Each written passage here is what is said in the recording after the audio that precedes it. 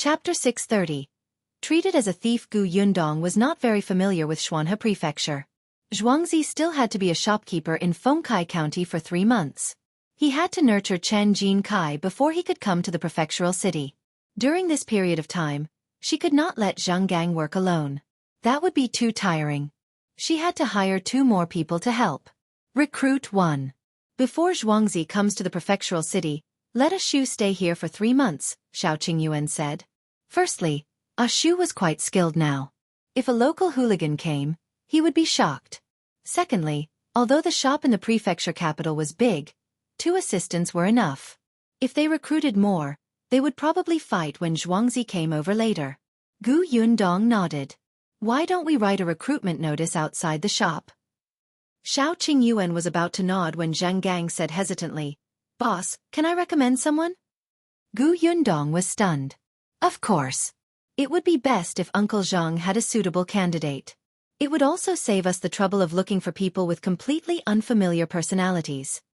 Zhang Gang sighed. I do have a candidate, but... Gu Yundong and Xiaoqingyuan looked at each other. Go ahead. In the past, when I was a shopkeeper in this prefectural city, there was a shop assistant called Chong Shun. He was very hardworking and dutiful. However, there was a day when money was lost in the shop. No matter how hard I searched, I couldn't find it. Later, someone said that Chong Shun's mother was sick. She originally didn't have the money to treat her illness, but she suddenly obtained a sum of money and used that money to buy good medicine to treat her illness. Zhang Gang sighed. Boss suspected that Chong Shun had stolen the money. Chong Shun naturally denied it and explained that the money for his mother's treatment was given to him by a kind person because Chong Shun had helped that person. Boss didn't believe it and asked him to find that kind person. However, he was only passing by the Shuang prefecture. How could Chong Shun find him? Boss beat Chong Shun up and chased him out of the shop. At that time, this matter was quite big. Many shops around knew about it. Therefore, after Chong Shun was chased away, it was too difficult to find a job. I knew that Chong Shun definitely didn't do this, but I didn't have evidence. I couldn't help him even if I wanted to.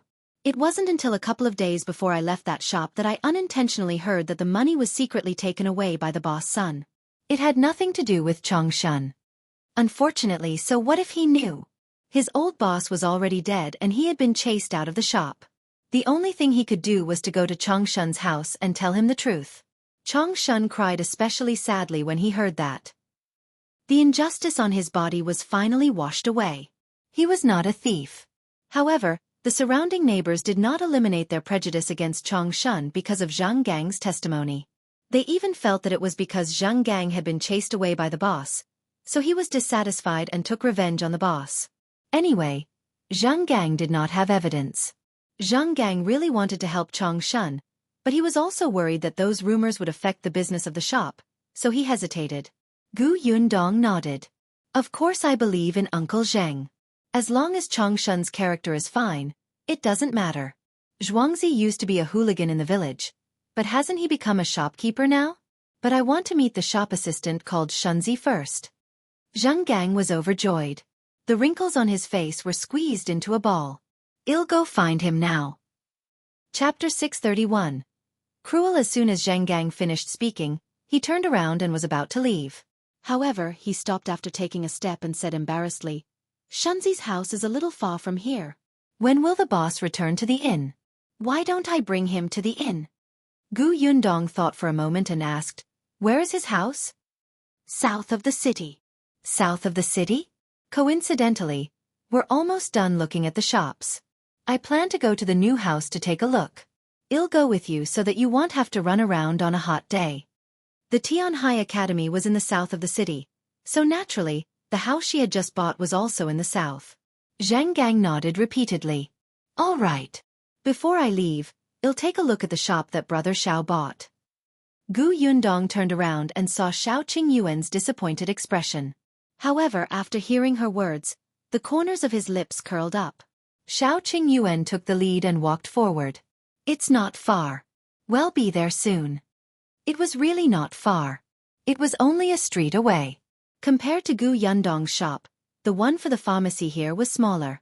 However, the backyard was much larger. After all, It would require more space to make medicine in the future. There were no medical centers nearby. It was very inconvenient for many people to get medicine. It seemed to be quite suitable for opening a pharmacy. However, it was still early. Xiao Qingyuan planned to rent out the shop first and collect some money. After checking the shop, the three of them got into the carriage and drove towards the south of the city. Chongshun's house was said to be in the south of the city, but it was actually quite a distance away from the house that Gu Yundong had bought. Compared to Gu Yundong's school district house, Chongshun's place was one of the slums. As soon as they entered the alley, the road immediately narrowed. In addition, many people's things were piled at the door, blocking most of the alley. Gu Yundong and the others could not enter the alley on the huge carriage at all. A trace of embarrassment flashed across Zhang Gang's face. "Boss, why don't you wait here with Qingyuan? I'll go in and call Chongshun out." Not only was this alley narrow and noisy, but there were also all kinds of smells mixed together. It was simply indescribable. However, Gu Yundong waved her hand. "No need. Let's go in. The village is full of pits. It's not much better from here. Why can't we walk?" The carriage was placed at the entrance of a small restaurant at the intersection. After paying a few copper coins to the shopkeeper to help take care of it, the three of them walked into the alley. Although the alley was a little messy, the smell of life was very strong. Children were running around happily on the road. Some women sat at the door, holding a sewing basket and looking at it. From time to time, they would yell. Occasionally, there would be the sound of metal striking and loud quarrels coming from the house. Chongshun's house seemed to be very far inside. Zhang Gang led them for a long distance before finally stopping. He pointed at a small dilapidated courtyard in front of him and said, "That's it." Just as she finished speaking, the door of the courtyard was opened. Zhang Gang's eyes lit up and he said, "He's Chongshun." Gu Yundong looked up and saw a skinny young man holding a pole and about to leave. Zhang Gang raised his hand and was about to call out to him when he heard another ear-piercing voice. "Chongshun, are you going out to work again? How can you find work? Those shops shouldn't need a thief, right?" The person who spoke was a woman, probably Chongshun's neighbor. Her tone was very harsh. She sized up Chongshun and came to a realization. "You're going out with a pole to be a porter. I heard that you lost your chamber pot job 2 days ago?" Chapter 632. Damn it! Chongshun clenched his fists tightly and turned to look at the woman who spoke angrily. However, he was not good with words. After his face turned red, he only said, "It's none of your business." "Io, how is it none of my business?" The woman laughed exaggeratedly. "Let me tell you, because of you, our reputation in this area is ruined. If our son hadn't been implicated by you, he wouldn't have been unable to find an easy job. You still have the cheek to continue living here. If it were me, I would have long found a place to hang myself so that my mother and sister would dare to go out." Chongshun was trembling with anger, especially when the other party mentioned his mother and sister. He almost couldn't control himself. There was a crashing sound. At this moment, someone came out from behind Chongshun. That person held a basin of water in his hand and splashed it directly at the woman opposite him. "Ah!" The woman was instantly drenched and looked exceptionally disheveled. She screamed and jumped around. "Damn it, how dare you splash it on me? What's wrong with splashing water on you?" The person finished splashing water and put away the wooden basin in her hand. She pointed at the woman's nose and scolded, "Who ruined our reputation in this area? It's you. If you hadn't gone around slandering my brother as a thief, my brother wouldn't have lost one job after another. Your son can't find a job because he's lazy. What does it have to do with my brother? Don't blame my brother for all the nonsense. My brother isn't a thief. My mother and I believe him. Don't talk nonsense for no reason. Get lost. You be *tch. No wonder you can't get married. You're so fierce and vicious at such a young age. You deserve to stay at home and be a spinster for the rest of your life." The woman was furious. She wiped the water off her face and realized that it was stinky. Her face turned even paler. The Ding family really made the right choice to break off the engagement. They long saw that you're not a good person. Little whore, in the future you'll be. Before she could finish speaking, Chongshun took a step forward with a dark expression. His fists were clenched tightly, as if he was about to hit someone. The woman was so frightened that she took a step back and stuttered, What are you trying to do? If you dare to say anything bad about my sister again, I won't be polite to you. Chang Shun kicked the stool beside the woman and the needle basket on it fell to the ground. Ah! The woman screamed and wanted to curse, but when she saw the siblings glaring at her, she immediately cowered. She only shouted indignantly, You wait. When my husband comes back, he'll teach you a lesson. Chang Shun glared at her and turned to go back. He picked up the pole on the ground again and said to his sister Su Qing, Go in and close the door. He'll come back tonight. Su Qing frowned and looked at the pole in his hand. She wanted to say something but hesitated. After a while, she didn't say anything and only nodded. Brother, be careful. Don't tire yourself out. All right, I understand. Chang Shun turned around and was about to leave when he heard a cheerful and familiar voice. Chang Shun. He was stunned. He looked in the direction of the voice and saw 3 people standing not far behind him. One of them was the shopkeeper he was familiar with, Zhang Gang. He was overjoyed. Shopkeeper, why are you here? I'm here to look for you. Our boss is looking for a shop assistant. She heard that you're hardworking and insisted on coming over to take a look. Zhang Gang laughed. Chapter 633:1 Want you to be my shop assistant. Chang Shun was shocked, and so was Su Qing. The woman who was about to enter the room next door did not care about the water dripping from her body. She turned around and looked at Zhang Gang and the other 2 in shock. Zhang Gang chuckled. He wanted to say something just now, but his boss didn't let him move, so he could only watch. Now that the boss did not turn around and leave after seeing everything, it seemed that she planned to hire Chang Shun. He strode over and pointed at Gu Yundong. Chang Shun, let me introduce you. This is my current boss, Miss Gu. She has opened a shop in the prefectural city and is planning to hire a shop assistant. She asked if you want to come. Chang Shun's eyes suddenly lit up. When Gu Yundong looked over, he trembled nervously. He leaned the pole against the door, not knowing what to do. He rubbed his hands and said, I. Su Qing was also very surprised, but when she saw her brother like this, she immediately expected better from him. She hurriedly looked at Gu Yundong and said, Miss Gu, right? Come in first. It's very hot outside. Come in and have a glass of water to rest your feet. As she spoke, she moved aside and was about to let Gu Yundong walk in. Unexpectedly, at this moment, a sharp voice came from behind. Not to be outdone, the woman shouted. Miss, don't fall for it. You'll be in big trouble if you hire Su Chang Shun to work in your shop. Everyone at the door looked at the woman in unison. Su Chang Shun and Su Qing's expressions changed drastically, and they trembled with anger. When the woman saw this, she said smugly, Miss, I'm afraid you don't know. This Su Chang Shun is hard-working, but his hands are dirty. In the past, he was chased out by the owner of his shop. He was accused of stealing money from the shop.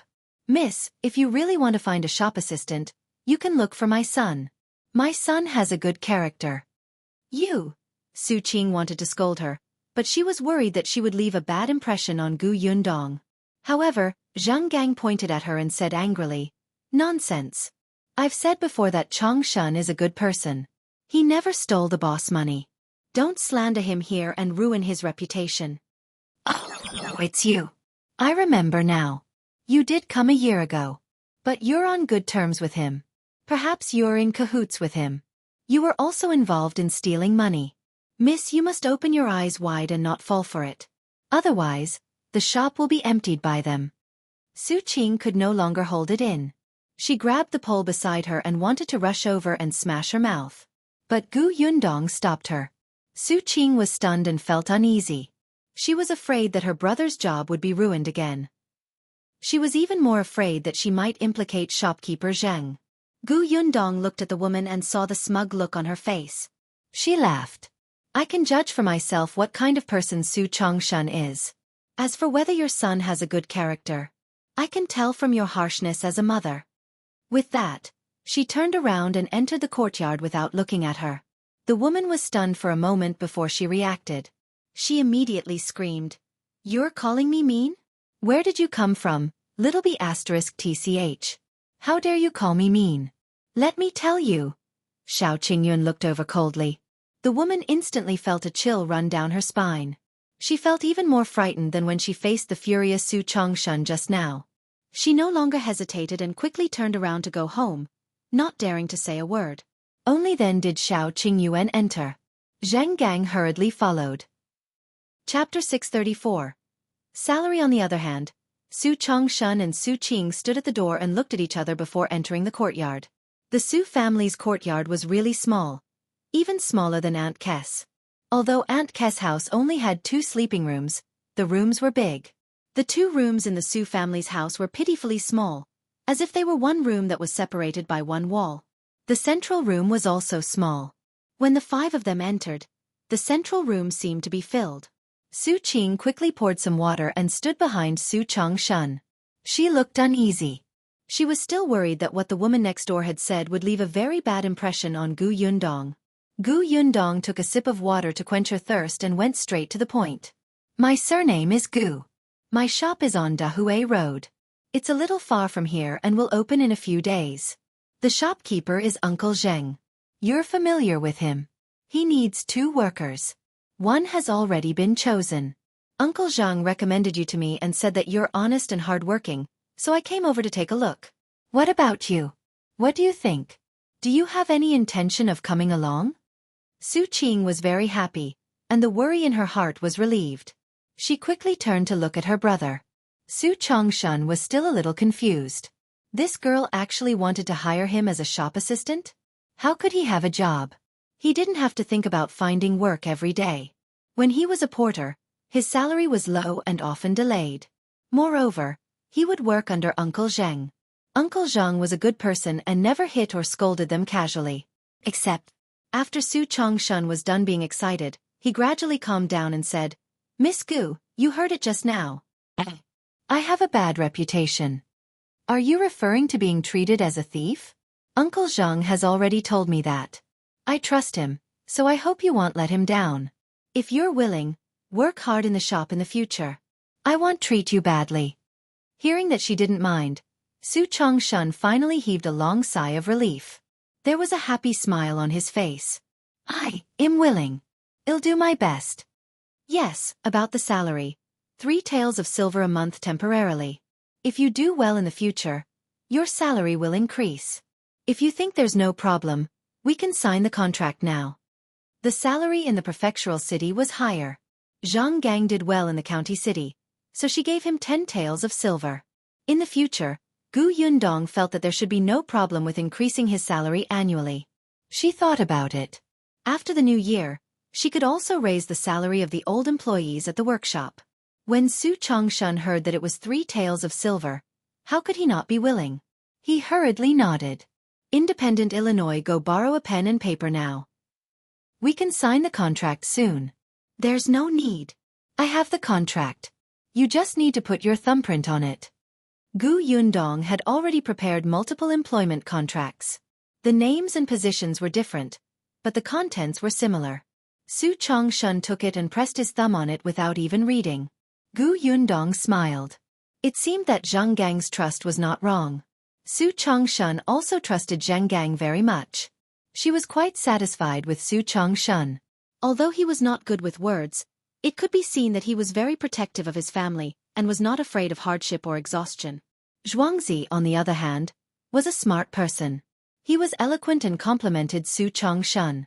The 2 of them were very suitable for each other. If both of them could talk, they would probably quarrel. Gu Yundong was about to leave after settling on the shop assistant.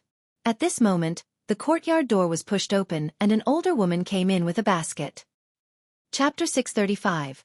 The shop will close sooner or later. Seeing that there were few strangers in the courtyard, the woman was stunned for a moment and looked at Su Chongshun and his sister in confusion.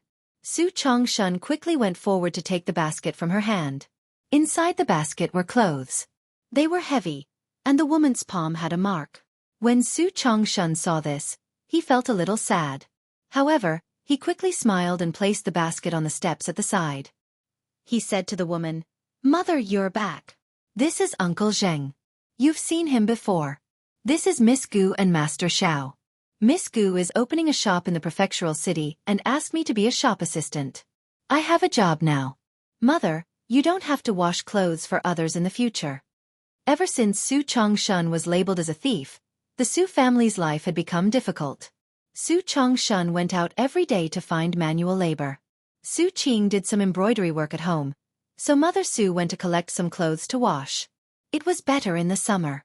In the winter, the water was cold, and Mother Su's hands were often swollen like steamed buns. It was very tiring. Even so, she would not be able to earn much. Now that Su Chongshun had a proper and stable job, his mother did not have to work so hard. When Mother Su heard that this stranger was the boss who was hiring her son, she immediately became excited. She hurriedly wiped her hands and invited Gu Yundong in. "Boss Gu, don't stand there. Come in and sit. It's almost noon. Everyone, have lunch here. I'll go buy groceries now. I'll be quick." She turned around and was about to leave when Gu Yundong quickly stopped her. "Aunt, you don't have to. I still have something on. I'm leaving now. It's rare for you to come here. How can you leave without eating?" "There's really no need." Zhang Gang also said, "Sister-in-law Su, rest for a while. In 2 days, ask Chongshun to look for me at Dahui Road. Well, leave first." Xiao Qingyuan nodded and opened the courtyard door first, letting Yundong leave before going out. When Gu Yundong went out, she saw the woman next door looking over. When Gu Yundong looked back, she immediately retracted her head. Only after the 3 of them had left did the woman come out. She ran to the Su family's door and knocked. Su Qing came over to open the door. When she saw her, she closed the door without a word. The woman almost bumped her nose. You little b*tch. Are you feeling good now that you have a job? Just you wait. Let's see how long your brother can do this job." Humph. After saying that, he even spat on the ground. He's just a small shop assistant. He thinks he's a big shot. Who knows when that small shop will close down? She cursed and went back. Someone beside her asked curiously what was going on. The woman added fuel to the fire and told him not to go to that shop to buy things. To be able to hire a thief as a shop assistant, this stranger definitely did not do any legitimate business. However, when someone asked her what the shop was for and where it was, the woman could not answer for a moment. Mother Su asked the same question. Su Chongshun touched his head and said in embarrassment, "I didn't ask in detail. It seems to be a food business. But Uncle Zhang recommended it, so it definitely won't be bad. Mother, don't worry. It's just that the place is a little far. It's on Dahui Road. I might be late coming home in the future." Mother Su waved her hand. "It's not a big deal. Later, you can bring me there so that I'll know where it is. I can even send you lunch. The shop is small, but it's not a big deal.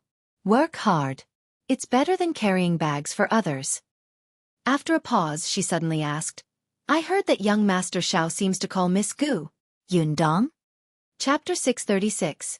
You're committing a sin. When Xiao Qingyuan went out, he did call out softly. If Mother Su had not been focused on them at that time, she might not have heard it. Su Chongshun was stunned and nodded. "Yes, I think Miss Gu's name is Gu Yundong. What's wrong, Mother?" Mother Su frowned. "I keep feeling that this name is a little familiar, as if I've heard it somewhere before. I just can't remember where." Su Qing smiled. "Mother, this name isn't strange. There's another person called Li Yundong at the entrance of our alley. Boss Gu has always been in Fengkai County. She's only been here for 2 days. It's impossible for you to know her." "That's true." Mother Su quickly stopped struggling. She was old now, so it was possible that she remembered wrongly. "But you have to wear good clothes to work in the shop. Little Qing, I remember that there's still a piece of fabric in the cabinet. Make a new set of clothes for your brother. Don't embarrass the boss." "Sure thing." With work to do, the 3 members of the Su family were completely different. All their gloominess was swept away, as if they were already standing in front of a bright future and did not have to worry anymore. Gu Yundong, who was in the carriage, had a good impression of the Su family. The family was simple. Su Chongshun was an honest person, and his mother and sister were reasonable. They were not difficult to get along with and would not drag him down. With the shop assistant's matter settled, Gu Yundong felt relieved and went back to her new house. The few of them had just arrived at the alley outside when they saw a few wooden carts parked there. There was a lot of furniture placed horizontally on them. Seeing them, Ah Shu, who was instructing people to move the things, immediately came over. Young master, miss, according to your instructions, the house has been tidied up and the furniture has been bought. How is it? Not bad, right? Lai Shi brought us to buy it. The price is fair. Gu Yundong could not help but laugh when she saw his expression. She went up and touched the bed frame. It was indeed not bad. Yesterday, Aunt Ku had gotten someone to calculate the most suitable date for moving. It would be today. Although it was a little rushed, there was no choice. His father had completed the admission procedures today, so they had to stay here. Hence, Ah Shu and Ah Zhu's plan to capture the cicadas was ruined. They had to clean up the house and move. Fortunately, there were many of them and the house was clean. What needed to be tidied up was quickly tidied up. In addition, there were familiar people who showed them the way. They bought what needed to be bought. In just one morning, the house suddenly felt warm and homely. Gu Yundong looked into the house. Her parents lived in the main room, which had a small study. The left wing was for her and Yunka, and the right wing was for Yunshu and Yuanji. There was also a room for Shuang and the rest. Every room was equipped with the most basic bed, cabinet and other things. It was very complete. Gu Yundong was very satisfied, but Aunt Ka suddenly pulled her aside and asked, "You've also bought a courtyard in the prefectural city. Your parents live here. Shouldn't you buy another batch of servants?" Gu Yundong said, "I want Madame Jiang to come over. Besides Shui Tao and Shuang, it should be enough." Aunt Ka couldn't help but roll her eyes. Ms. Jiang and Tong Ping are husband and wife. You ask Ms. Jiang to come over, but Tong Ping is alone in Yongfu village? Aren't you committing a sin? The corners of Gu Yundong's mouth twitched. Was it that serious? And Tong Shui Tao. What was wrong with Shui Tao? She didn't have a husband, right? Chapter 637. The four from the Lu family. Aunt Ka felt that although Gu Yundong was smart, there was still something to learn in this aspect. Shui Tao is indeed not bad, but she's jumpy and thinks about going out all day long. She's not meticulous enough. She's suitable to follow you, and you like to run around. However, it's not suitable for her to take care of your mother. With your mother's personality, she should find someone more meticulous. Gu Yundong thought about it and felt that it made sense. Not only did the servant have to be more meticulous, but they also had to be smart. She remembered what happened to Jiang Yongkong last time.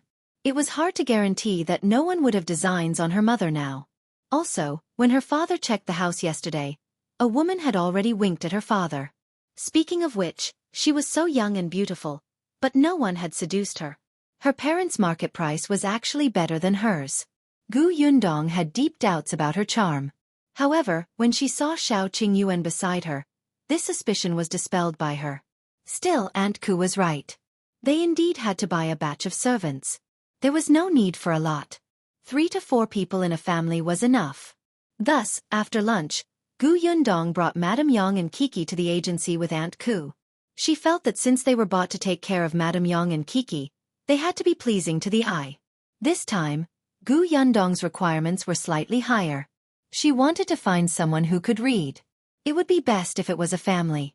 Other than taking care of Madame Yang, she also needed someone to work at home and look after the family. Once the requirements were high, it would not be easy to find them. After going to 2 agencies, she finally found what she wanted. The family's surname was Lu.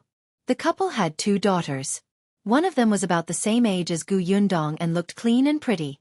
When she smiled, she revealed a small dimple and looked especially likable. At that time, when she smiled, Madame Yang also smiled. Moreover, she could read. It was said that she used to be a second-class maidservant in a rich family. Because she had served Miss since she was young, she learned something from her. However, when she grew up and became beautiful, that young master took a fancy to her and wanted to take her as a concubine. She was not happy. Because of this matter was stirred up for a few days. In the end, Madame found out and beat them up before selling their entire family. This girl's name was Lu Hongxiu. She spoke softly, gently, and carefully. Moreover, she knew who was in charge. She did not even look at Xiao Qingyuan, which satisfied Gu Yundong. Gu Yundong almost rolled her eyes when she saw other girls looking at Xiao Qingyuan while she interviewed them. The Lu couple was also honest. Lu Sheng was about the same age as Gu Dajiang. He used to run errands for the master. His wife, Madame Niu, worked in the kitchen. Because she wasn't competitive, she was just a kitchen helper, but according to her, her culinary skills were actually not bad. Both of them were very diligent. They also had a younger daughter called Lu Hongqiao. She was about 7 or 8 years old. It was just nice that she could be a companion with Yunka. The little girl already had friends in Yongfu village. She was still very unfamiliar here. Yunshu was not around either. Only when she had a child of about the same age to play with could her be cheered up. When the 4 members of the Lu family were brought back, they were still a little nervous. They only looked at each other when they stood in front of the small house. They took a deep breath and followed Gu Yundong in. Unexpectedly, just as they entered, a voice suddenly sounded in their ears. "Is Lady Gu back? Is Lady Gu back?" It was not just the 4 members of the Lu family. Even Gu Yundong and the others were so frightened by this unfamiliar voice that they almost turned around and left.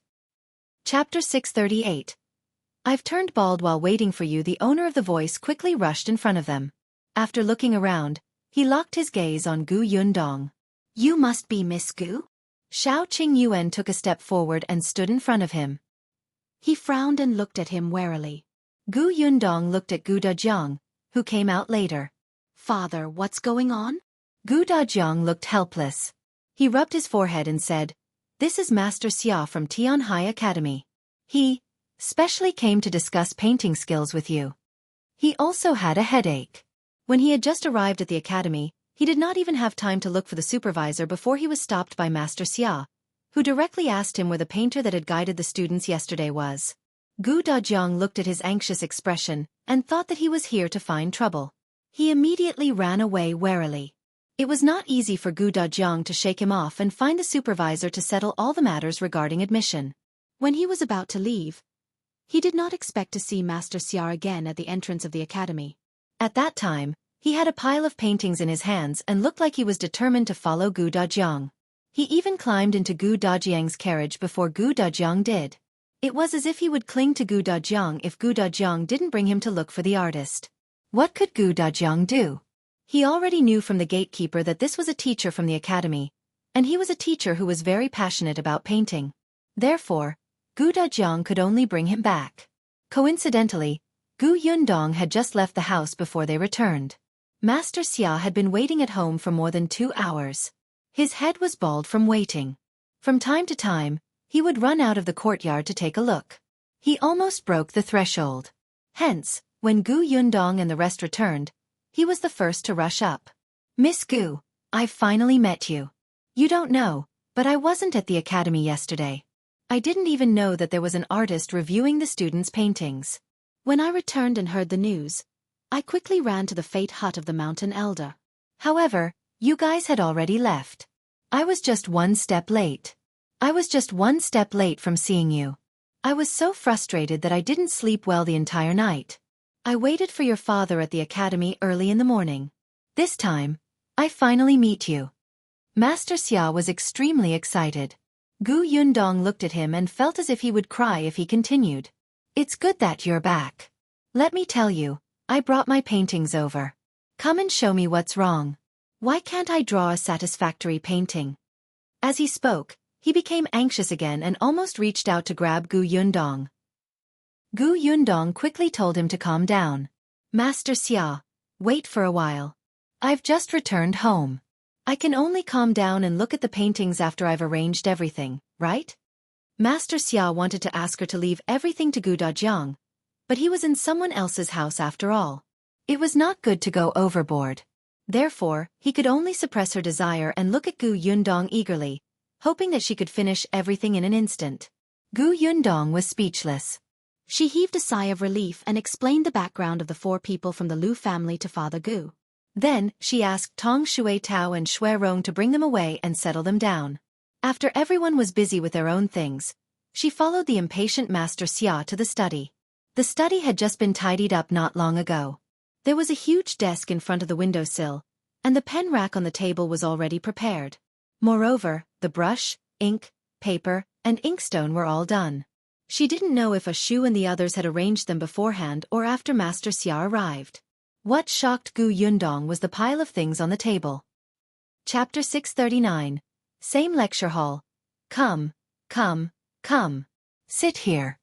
Master Xia held the stool enthusiastically. He was not embarrassed by the overly enthusiasm at all. At one point, Gu Yundong even felt that this was Master Xia's home. The corners of Gu Yundong-one's mouth twitched. She pointed at the paintings piled on the table, and her hands trembled uncontrollably. Don't tell me you drew all these. Do you want me to finish reading them today? Master Xia was stunned, as if he had just realized that this was a difficult situation. He immediately laughed dryly and reached out to remove half of the paintings. Gu Yundong was speechless. Seeing that she didn't say anything, Master Xia thought for a moment and took off half of the paintings. Gu Yundong still did not speak. Master Xia gritted his teeth and removed 3 scrolls. But Gu Yundong remained calm. Master Xia could not hold it in anymore. No more. There are no more than 20 paintings here. Gu Yundong rubbed her forehead and said, Master Xia, actually, I think 1 painting should be enough. You've practiced so many paintings. You must have figured out many drawing methods by yourself and gained a lot of comprehension in your mind. Then I don't think there are many problems. Let's discuss and study 1 painting. You can find out what's wrong with the subsequent paintings, right? Master Xia felt that what she said made a lot of sense. Hence, he nodded and began to search the pile of paintings for a long time. Gu Yundong looked up and met Gu Dajiang's eyes. After a long time, seeing that Master Xia had yet to come out, Gu Yundong simply went to chat with Gu Dajiang. Did father's trip to the academy go smoothly today? Don't worry, it's quite good. I've already paid my tuition fees. The academy has already given me student robes and told me some of the academy's rules and school time. Someone even brought father to the academy's canteen. They originally wanted to arrange a dormitory, but we have a place to stay, so I didn't go. Gu Dajiang felt a little emotional. To be honest, this was his first time attending school. Although he had read books when he was young, he had only studied at the old elementary scholar's house. There were no classmates. Now that he had classmates, this feeling was actually very novel. By the way, I'm in the same lecture hall as Qi Ting now. However, Qi Ting didn't seem to be in the academy today. Instead, Zhou and the others he saw yesterday were there. When they saw him, they greeted him happily. Gu Dajiang had only gone to familiarize himself with the school. Classes would only officially start tomorrow. Gu Yundong was very surprised and more or less relieved. Although Qi Ting was at Sundra, he was not a bad person. The few people who were good friends with him were also quite cute. He had known them yesterday, so he was not worried that he would not be able to fit in. As the father and daughter were talking, Master Xia finally found the painting. When he took it out, Gu Yundong wanted to faint. As expected, he did not suffer any losses. He actually found a painting that was as complicated as the river diagram on the Qingming festival. Master Xia looked at her happily. Come, take a look first. Gu Yundong did not want to look at it at all. Her eyes were filled with deep disdain. If she had known earlier, she would not have asked him to search just now. It would have been better if she had just taken a random painting. No, the key was that while Master Xia could not feel anything, why did he have to challenge such a complicated painting? However, since she had agreed, she calmed down and looked at the painting carefully. Fortunately, although the painting was complicated, the technique was traceable. Gu Yundong quickly discovered Master Xia's problem. Chapter 640. My condolences. Gu Yundong was also a painter. She was very patient with Mr. Xia, who was like-minded. Seeing that the two of them had already started discussing, Gu Dajiang picked up a book and sat quietly at the side to read. It was only when Xiao Qingyuan came in that he went out to talk to his wife and daughter. After some time, Gu Yundong raised her head and rubbed her sore neck. A cup of tea suddenly appeared in her hand. She looked up and met Xiao Qingyuan's dissatisfied expression. She immediately smiled. Xiao Qingyuan was dissatisfied with Master Xia, so he didn't even serve him tea. However, Master Xia didn't care at all. He didn't even realize that Gu Dajiang had long changed to Xiao Qingyuan in the room. He only nodded repeatedly with his painting. Excellent. Excellent. With Miss Gus' guidance, it's as if I've been enlightened. I've learned a lot. Master Xia laughed and put down the painting in his hand. He went to take another one. This time, Gu Yundong did not need to say anything. He could find the problem himself.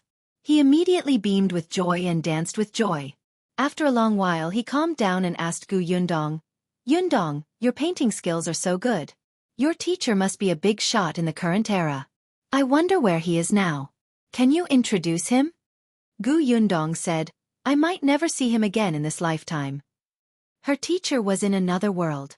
However, Master Xia misunderstood and thought that her teacher was no longer in this world. He immediately sighed. "The heavens are jealous of geniuses. My condolences." Gu Yundong was speechless. Master Xia did not continue the topic. He flipped through his paintings again. After looking at them for a while, he took out a blank piece of paper and began to draw with a charcoal pen. This time, it was as if God was helping him. It was exceptionally smooth and felt. The smile on Master Xia's face never faded. Gu Yundong shook her head. Although she liked to draw, it was nothing compared to Master Xia's hunger. She didn't disturb him and walked out of the study with Xiao Qingyuan. It was only in the evening that Gu Yundong re-entered the study and called Master Xia, who had forgotten to eat and sleep, out for dinner. Today was considered a housewarming. Gu Yundong personally cooked many good dishes. In the beginning, Master Xia was unwilling to go out. Now that his inspiration had exploded, he had endless energy. It would not be a problem for him to stay in the study until the end of time. However, after Gu Yundong twirled the fried chicken drumstick around his nose, he decisively put down the charcoal pen and quickly ran to the reception hall. There were a lot of people, so they had to be divided into 2 tables to sit down.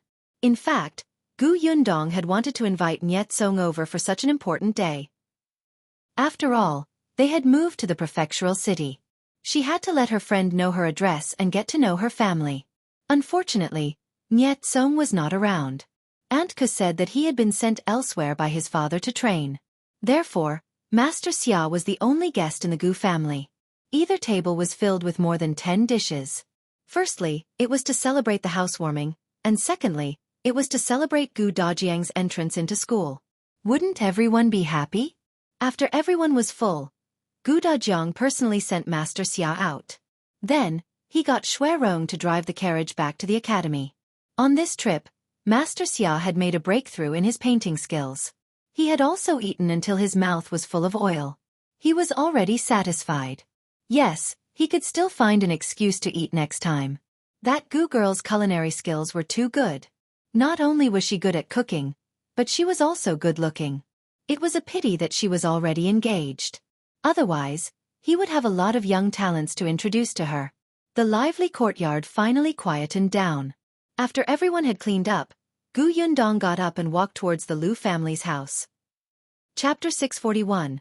Gu Yundong's arrangement. Lu Hongxiu was a meticulous person, so when Tong Shui Tao led them to tidy up the rooms, she learned some things about the Gu family from her. After knowing that the Gu family was simple, the old master and young mistress were very kind to the servants, and there were no lecherous young masters. The 4 members of the Lu family heaved a sigh of relief. The uneasiness of coming to this unfamiliar new master's house gradually eased. Hence, when Gu Yundong came to look for them, the Lu family was not too panicked except for a trace of fear. Gu Yundong's gaze swept across the 4 of them and finally stopped on Lu Hongxiu. "Half a day has passed. I think you should know the situation at home from Shui Tao." Lu Hongxiu was shocked and quickly knelt down. "Miss, please forgive me. I was wrong. I shouldn't have asked." "Get up." Gu Yundong interrupted her. Lu Hongxiu was stunned. She looked up slightly and carefully glanced at Gu Yundong. Seeing that she did not seem to blame her, she slowly stood up. However, she was still nervous. She did not expect Miss to see through her thoughts at a glance. Lu Hongxiu panicked. She had just arrived and had already left such a bad impression on her mistress. But Gu Yundong said, "It's normal for you to inquire about the master's situation in advance. As long as it's not about the master's privacy, I won't stop you from doing this. It means that you're thorough and cautious." The 4 members of the Lu family were slightly relieved. Gu Yundong said, "Since you already know what our family does, I won't say anything else. From now on, as long as you're loyal to the Gu family, I won't treat you badly. As for what you have to do, I've said it before. It's mainly to take care of my mother and my sister. Hongxiu is meticulous. From now on, she will follow my mother. You know that my mother is like a child now, so you don't have to restrain her. She can do whatever she wants. If she wants to work or go out, She can do whatever she wants. You will help her, but don't let her cross the line. Also, don't let anyone bully her. If you encounter anyone with ill intentions who wants to deceive my mother, feel free to tell me or my father. Hongqiao will stay with Kiki. She likes to eat. Watch her. Don't let her eat too much. Uncle Lu will be in charge of the family matters, especially my father's schoolmates. You have to treat them well. Auntie Nio used to help in the kitchen. You'll have to take care of the stove in the future. The 4 members of the Lu family hurriedly agreed. Gu Yundong had already explained the main point clearly. They knew what else to do. After giving her instructions, Gu Yundong stood up. It's getting late. You guys should rest early. Take care, Mississippi. After Gu Yundong left, the 4 members of the Lu family looked at each other. After a long time, Lu Sheng said, "Go to sleep. We'll be busy tomorrow morning." The 3 of them did not say anything and nodded. They went to bed. Gu Yundong left the house and went straight to Gu Dajiang and Madame Yang's room. She told them the location of the shop she had seen today and the staff she had recruited. At the same time, she instructed Shu to set off for Yongfu village tomorrow morning and ask Uncle Feng if he was coming to the prefectural city. Shu agreed happily. The next morning, he rode his horse and left the prefectural city at full speed. At the same time, Gu Dajiang successfully became a student of Tianhai Academy. Madame Yang was staying at the house, and Lu Hongxia was taking care of her. Aunt Ku was also staying here temporarily, so Gu Yundong was completely at ease. Chapter 642. It's not a small shop. Gu Yundong, on the other hand, focused on drawing the shop's blueprint. As expected, Feng Danning brought 2 workers to the prefectural city on the 3rd day. He was very happy and energetic. He looked very motivated. Gu Yundong wanted him to rest for a day, but he refused. The moment he arrived, he asked her to bring him to the shop to take a look. Gu Yundong could only bring him to the shop and explain the situation to him with the blueprint in her hand. Previously, in Fengkai County, Feng Danning had already experienced it. The shop here was much larger, but the style was not too different. He had an idea. The interior renovation was mainly carpentry work, so the 2 handymen Feng Danning brought this time were good at this. Soon, the shop was bustling with activity. After Zhang Gang and the others left that day, Su Chongshun went to Dahui Road every day to take a look. He was a little worried when he saw that the door was not open. At this moment, he finally saw Zhang Gang's figure and hurriedly ran over. Zhang Gang was shocked to see him.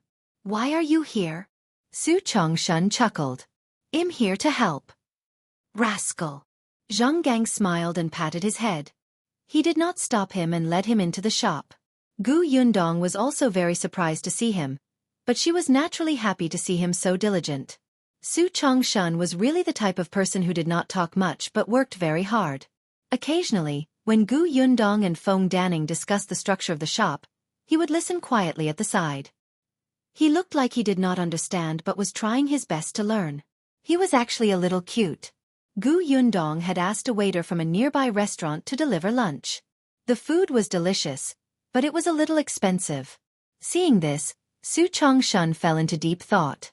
When they returned at night, it was a little late. Su Chongshun was still covered in sawdust and looked dirty. When the woman next door saw this, she immediately smiled.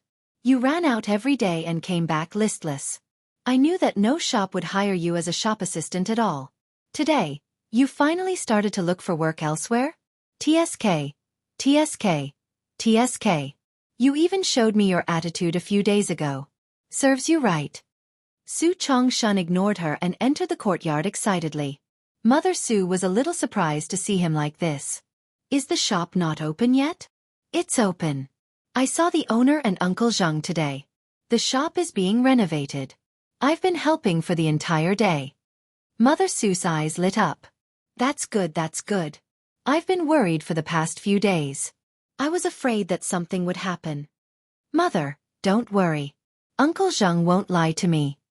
Su Chongshun entered the house and changed his clothes. When he came out, he said to Mother Su, "Mother, before I came back, I told the owner that there's a master working in the shop these few days. It's not convenient to eat or boil water. I thought that you should help cook for 2 days." The owner agreed. Mother Su was pleasantly surprised. "Really? I can cook for a few days? Yes, the boss plans to pay mother 50 copper coins a day. It's just cooking for a few days.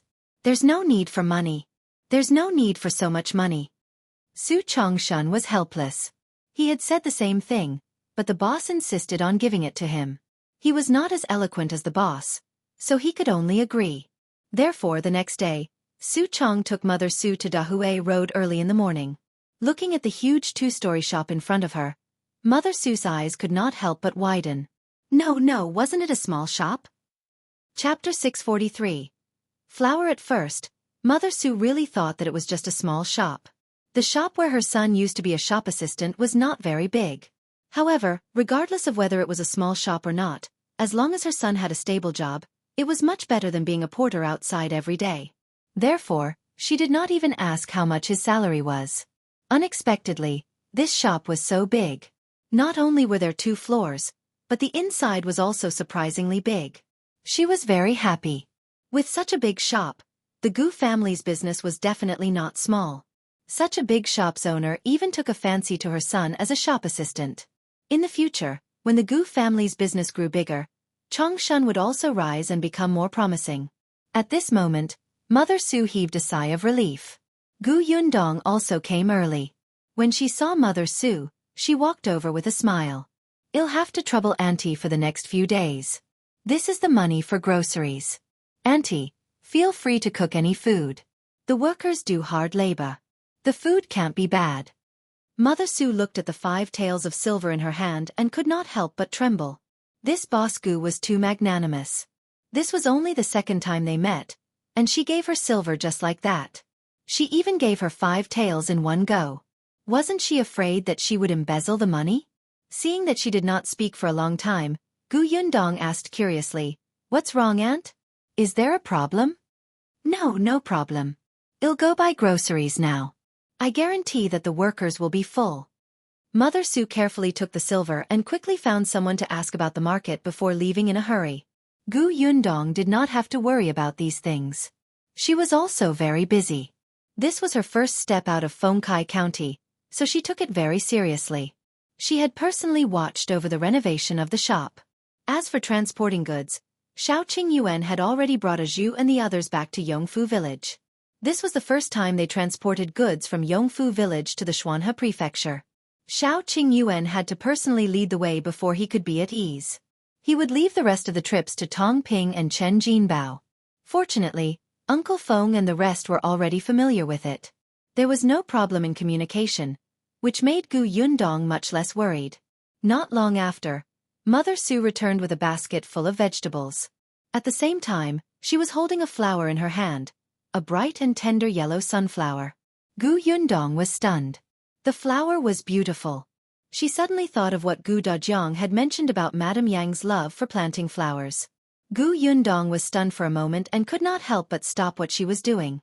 Yes, she was very busy, but she seemed to have neglected many things. She had never noticed that her mother liked to plant flowers. Even if she knew, she did not seem to take it to heart. She only bought servants and handed her over to the servants to take care of. For the past 2 days, Lu Hongxiu had been telling her about Madame Yang's daily life. It seemed to be no different from before. She ate, drank, and did some work every day, repeating the same actions day after day. Gu Yundong had her own business. She liked to earn money and hoped that one day, she would be able to count money until her hands cramped. She had a goal and direction and could keep moving forward. Gu Dajiang and Gu Yunshu liked to read.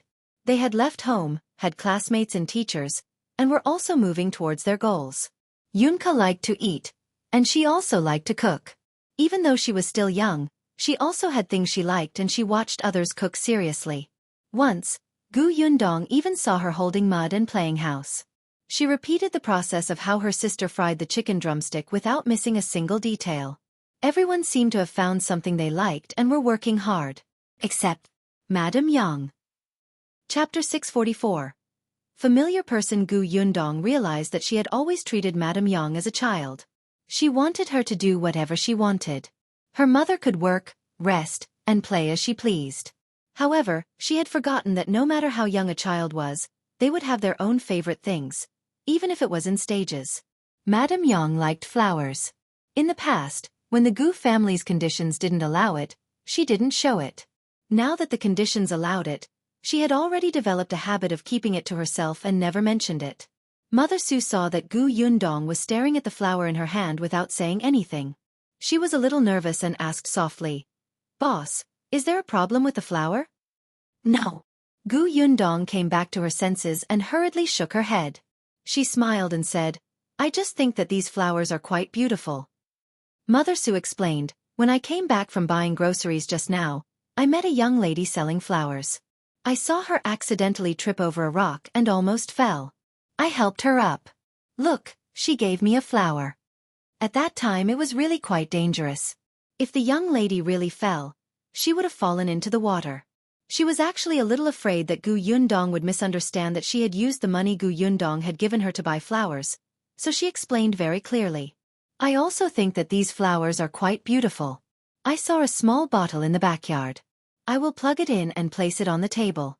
Everyone will be in a good mood just by looking at it." Gu Yundong nodded. "Then Aunt, do you know where people sell flowers nearby? I want to buy some and bring them home." Mother Su was stunned and immediately reacted. "Well, I'm not familiar with this area. However, the young lady who sold flowers just now told me that there's a market at the end of Dahui Road. It specializes in selling flowers, birds, fish, insects, cats, dogs, and some porcelain, antiques, and wood carvings. That young lady's stall is in the corner of the market." Gu Yundong raised her eyebrows. There was actually such a flower and bird market? She nodded and looked at Feng Danning, who was busy. She said goodbye to him and left. When the carriage reached the end of Dahui Road, there was indeed a market bustling with noise. Gu Yundong had just alighted from the carriage when she heard many people greeting her by the roadside. "Come and take a look. This is my family's ancestral jade pendant. Look at the color and feeling. It's really top grade. Most importantly, it's cheap. It only costs 5 taels of silver." Gu Yundong quickened her pace. The ancestral jade pendant only cost 5 taels of silver. This was too exaggerated. At least make it more realistic. She walked inside and stopped at the place where the flowers were sold. Indeed, she saw a little girl squatting in front of a stall. However, the little girl was not in a good state at this moment. There was a small potted plant in front of her that had shattered. The flowers inside were lying on the ground, revealing their tender roots. The little girl wiped her tears sadly and carefully picked up the flower and placed it aside. Then, she slowly placed the soil on the ground into the broken jar. Gu Yundong had just frowned when she heard a mean voice. "Serves you right. Who asked you to refuse a toast only to drink a forfeit? 20 copper coins for a pot is not cheap. I wanted all your flowers in one go. You and your mother could go home earlier, but you refused. You really don't know what's good for you." Gu Yundong looked in the direction of the voice and saw a middle-aged man standing there. She paused. She felt that this person looked familiar. Chapter 645. My eyes hurt. The middle-aged man was thin, but his expression was a little gloomy. There was also a stall in front of him with more than 20 pots of flowers. There were not many things, but they occupied a large area and squeezed the little girl's stall into a corner. There were also more than 20 pots of flowers in the little girl's stall, but they were all squeezed together. Almost all the small flower pots were piled together, and it was impossible to tell which potted plant those flowers belonged to. However, the little girl clearly cherished these flowers very much. On such a hot day, there were 2 paper umbrellas covering the flowers. There were even some water droplets on the flowers, as if they had just been watered. They looked especially bright and refreshing. On the other hand, the middle-aged man held an oil paper umbrella in his hand to block the sun above his head. The flowers were listless, making people not have the slightest desire to buy them. Moreover, what did he just say? He wanted to buy this girl's pot of flowers for 20 copper coins? In this day and age, expensive flowers like Yaohuang and Weizi were worth hundreds or thousands of taels. Of course, the flowers in front of the little girl were all ordinary flowers, but they were also very ornamental. It could be seen that they had been carefully taken care of. Even if they were not very expensive, they were definitely worth more than 20 copper coins per pot. This middle-aged man was quite scheming. Just as Gu Yundong was thinking, a woman suddenly rushed over from afar. She was still holding a small kettle in her hand. She must have gone to the river to get water. When she came back and saw the little girl wiping her tears, her heart ached.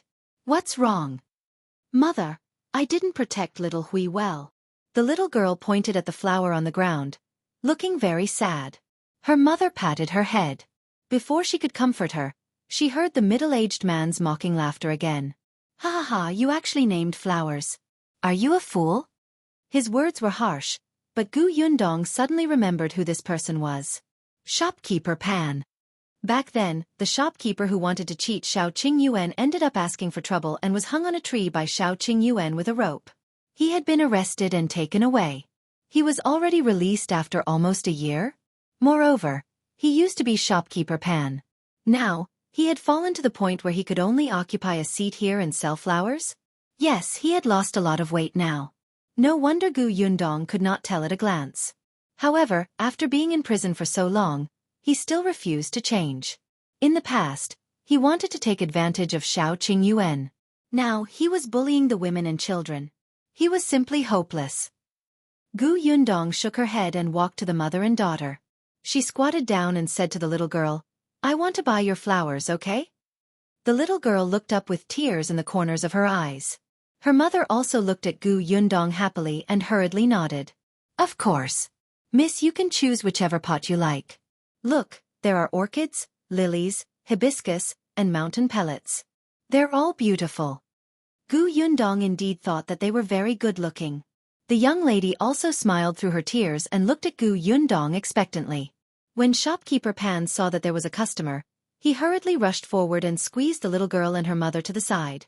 "Miss, if you want to buy flowers, come to my place to buy them. I have all kinds of flowers. Come and take a look. Mine are more than theirs. There are even big flowers. They're cheap and especially fragrant." Gu Yundong hated him very much. She casually glanced at the flowers in his stall and said, "Those flowers of yours are withered. I feel my eyes hurt just by looking at them. Besides, I can tell at a glance that they're sick and about to die from bug bites. I won't pay a copper coin for them." Chapter 646. Find a rope. Gu Yundong raised her voice. Shopkeeper Pan's expression changed when he heard that. The customers who were about to stop in front of his stall hurried to look at the next stall. Shopkeeper Pan was trembling with anger. He suddenly turned his head and glared at Gu Yundong fiercely. "Do you know how to speak? If you don't want to buy it, then don't. Who asked you to spout nonsense and slander my flowers? You caused me such a huge loss. You have to compensate me with silver. Otherwise, I won't let you leave today." He saw that Gu Yundong was a young girl with a heartless servant behind her. She seemed to be easy to bully. Moreover, because of the renovation of the shop, Gu Yundong was dressed simply. It was obvious that she was not a young lady from a powerful family. Young ladies from wealthy families would not come here to buy flowers. Therefore, it should not be a problem to extort a few taels of silver. The flower seller panicked when she heard that. How can you do this? This sister didn't do anything wrong. Why should she compensate you with silver? It's between her and me now. It's not your place to interrupt. Get lost." Shopkeeper Pan glared at the young lady, then looked up at Gu Yundong provocatively. Gu Yundong smiled and said to Tong Shui Tao, who was behind her, "Go find a rope." Tong Shui Tao responded and ran away without saying a word. Shopkeeper Pan did not understand, but it did not matter. He just had to keep an eye on Gu Yundong and not let her leave. But Gu Yundong ignored him and continued talking to the young lady and her daughter. "How much are these flowers? I want to buy them all." All of them?" The little girl was very surprised. Could it be that she had met a big client today? "Miss, if you buy them all, we can give you a discount," the mother hurriedly said. She secretly heaved a sigh of relief. Finally, she did not have to keep her daughter under the sun on such a hot day. "Yes, calculate how much it will cost," Gu Yundong said. Shopkeeper Pan was instantly dissatisfied. "Stupid girl, did you hear me? You chased my guest away just now. Don't even think about leaving if you don't pay." Gu Yundong glanced at him and continued to talk to the mother and daughter. "Little sister, do you know how to plant flowers?" The young lady was probably around 10 years old. She looked obedient, but her love for flowers was exceptionally beautiful. She pursed her small lips and nodded slightly. Her mother said, "She does know a little." Her father used to be a gardener. Later, he fell down the hill while picking flowers, so his legs are no longer nimble. Therefore, he could only plant some flowers at home to sell. She has been by her father's side since she was young and likes them very much. She knows a lot. Miss, if you don't know how to raise flowers, feel free to ask.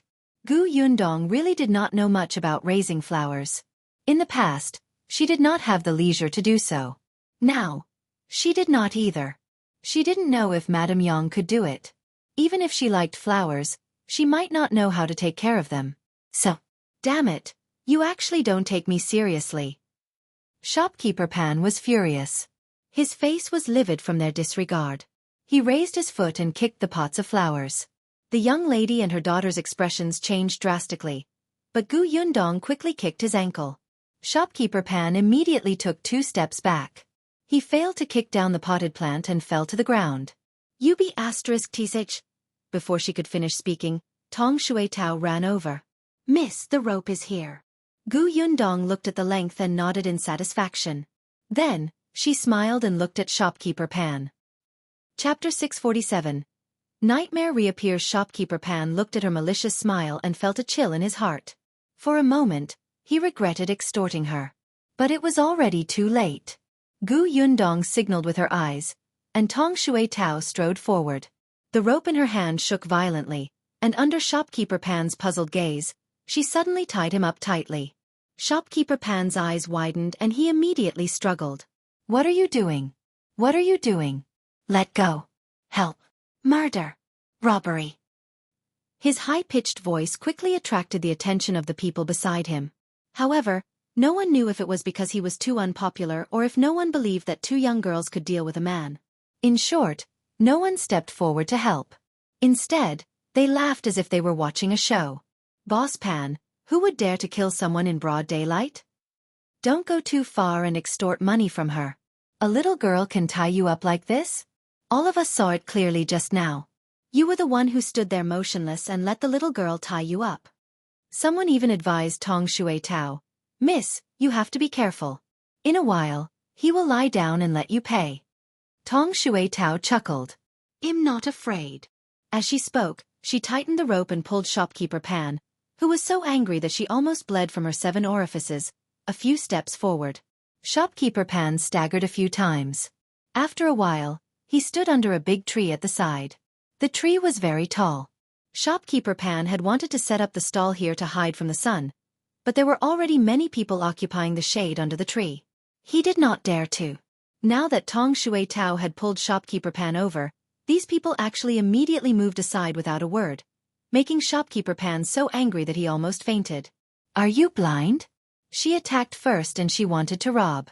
If you don't save me today, don't blame me for turning a blind eye in the future.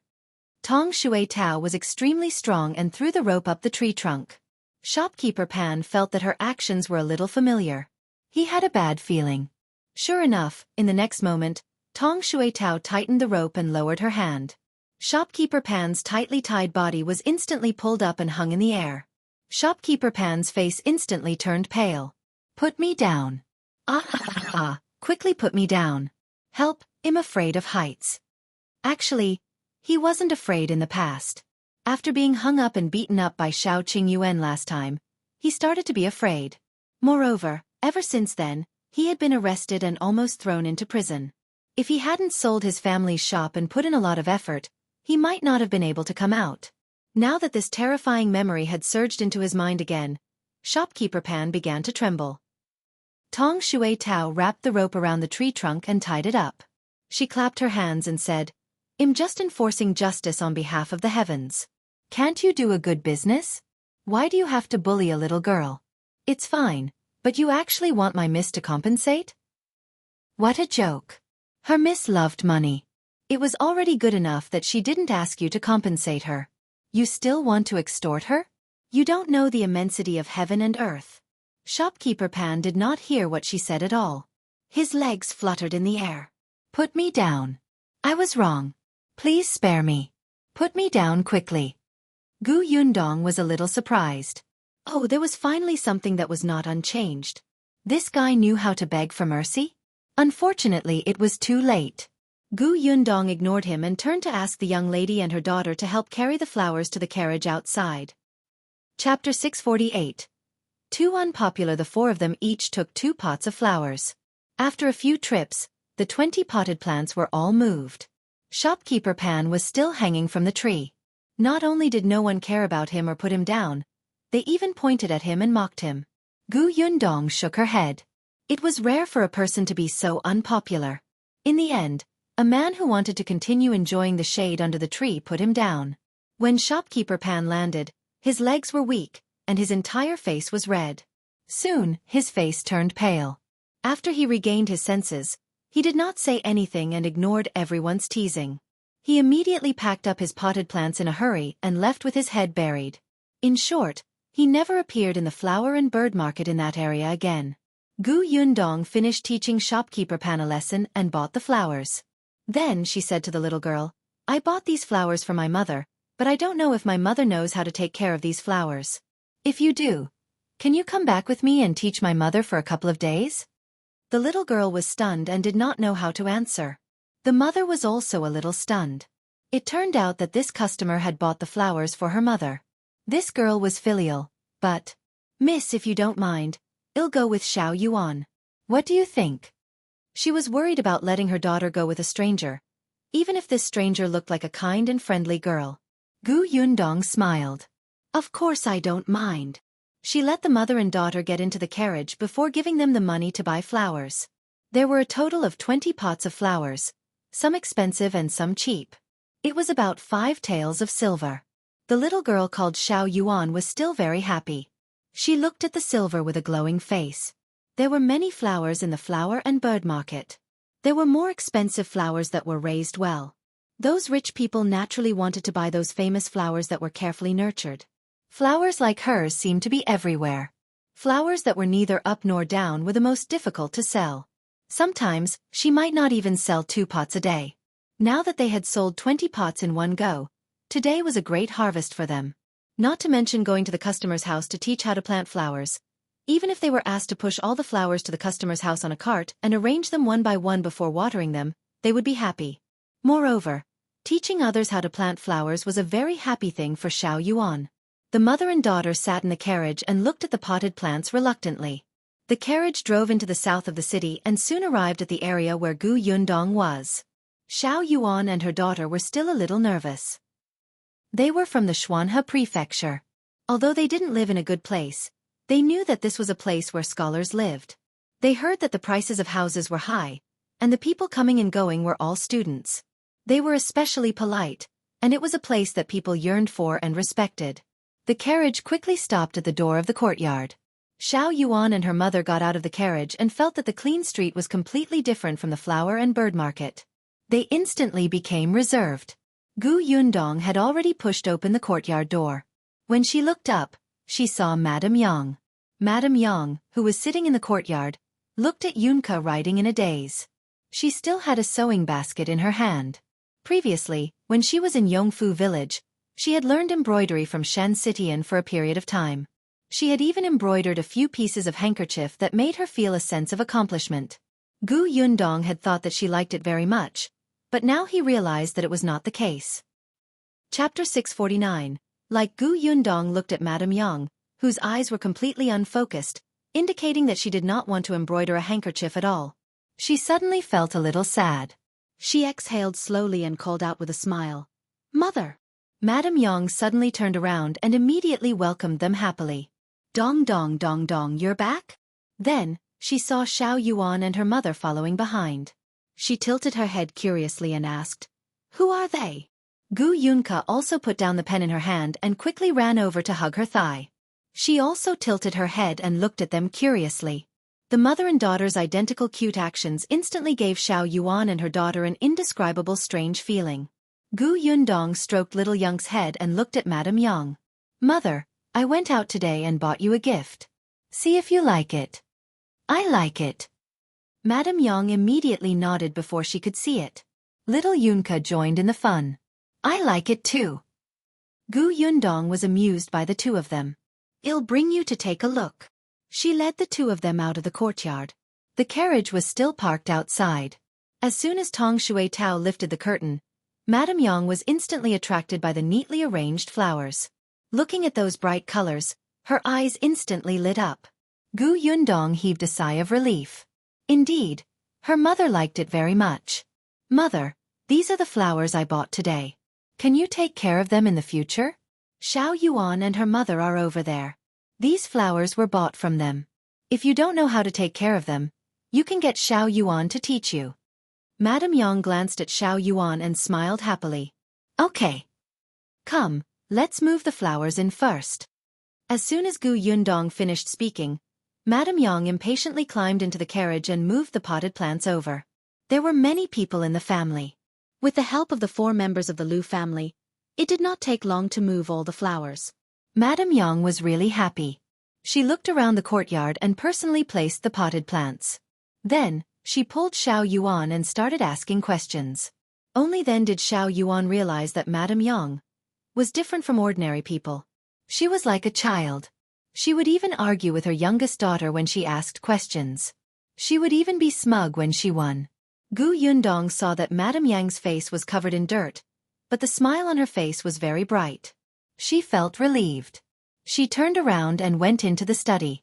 She did not know anything about planting flowers, but when she was looking for books on fruits last time, she had seen some knowledge points about planting flowers. It was not much, but it might be useful. Gu Yundong took out a pen and paper and took out the book from the spatial storage. She flipped through it carefully. There were indeed some methods that were suitable for this era. She copied these down and could show them to her mother later. She could study them, especially in terms of grafting. The book was a little thick and Gu Yundong spent a lot of time looking through it.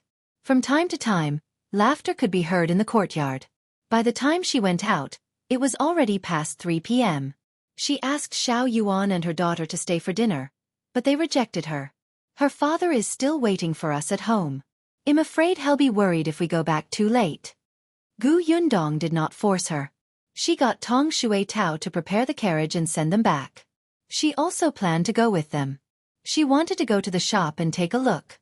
She also planned to take a look at the notice wall with eldest aunt and the others' portraits.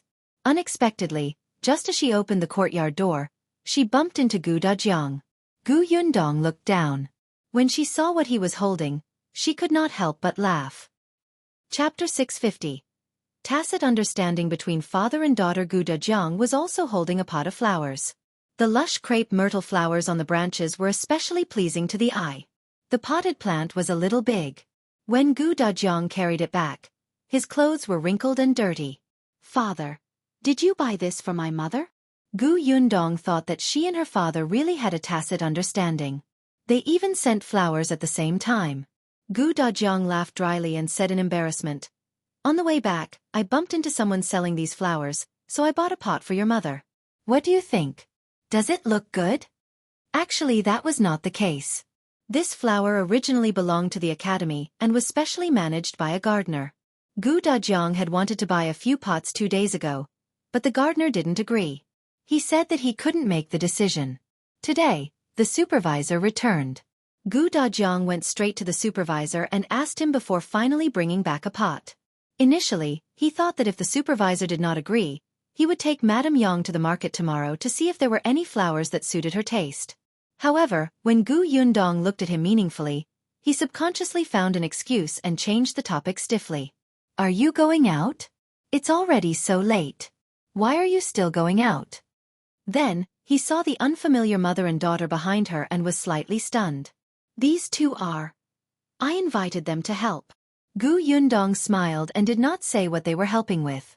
"Father, I'll send Xiao Yuan and her mother home first. Hurry in and give my mother a surprise?" As Gu Yundong spoke, she called Xiao Yuan and her mother into the carriage. Gu Dajiang felt that she was very strange, especially the smile before she left. It was as if she was gloating. But he quickly threw it to the back of his mind, looking at the crepe myrtle flower in his hand. His mood soared. He was waiting to see Lu Nyang's happy expression. As he thought about it, he said as he entered, "Lu Nyang, when I came back today, I saw a pot of pretty flowers. You?" Halfway through his sentence he stopped. Gu Dajiang looked at the 20 potted plants in the courtyard in shock, as well as Madame Yang, who was squatting in front of the potted plants with a dirty face and didn't even raise her head. Not only her, even Yunka was carefully watering the potted plants, looking very happy. It was as if the mother and daughter did not hear him come back and were immersed in their own little world. He almost couldn't hold the potted plant in his hand.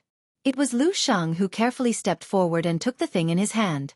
After a long while, Gu Dajiang slowly turned to look at the door, but Gu Yundong was long gone. No wonder. No wonder she gave him a meaningful look before she left. This girl was actually waiting for him here. She actually made fun of her father. Gu Yundong sat in the carriage and smiled. Xiao Yuan and her mother looked at each other in disbelief. Looking at the student canon Gu Dajiang was wearing, he should be this family's scholar. To them, scholars were very serious and needed respect, even if this person was a relative, a father, or an elder brother. The moment they saw Gu Dajiang, the two of them immediately became reserved. However, the interaction between Lady Gu and her father was too casual. In fact, it was even more casual than that of an ordinary family. When Gu Yundong was done laughing, she slowly calmed down. Coincidentally, the carriage passed by the notice board. Gu Yundong did not get out of the carriage. She only glanced at the portraits on the notice wall. Chapter 651. Stop right there. Fortunately, this time, the portrait was clearly stuck to the wall and was not covered by the other portraits. Hopefully, those who had seen Eldest Aunt and the others would be able to see these portraits. There was a sea of people, so it was really too difficult to find them. She didn't know which direction Eldest Aunt and the rest had gone. She had gotten people to paste portraits in a few places in the Shuang Prefecture, Qingan Prefecture and Wanqing Prefecture, and she had also gotten people to pay attention to them, but there was still no news. She was afraid that they had not survived that unforeseen event. There was no news. Perhaps it was good news. Gu Yundong lowered the curtain and said to Tong Shui Tao, who was driving outside, "Let's go." The carriage started moving again, but Xiao Yuan could clearly feel that Gu Yundong was in a bad mood. It was not appropriate for her to ask anything. She sat there obediently and thought for a while before saying, "Sister Gu, I won't go to your house tomorrow." "Huh? Why not?"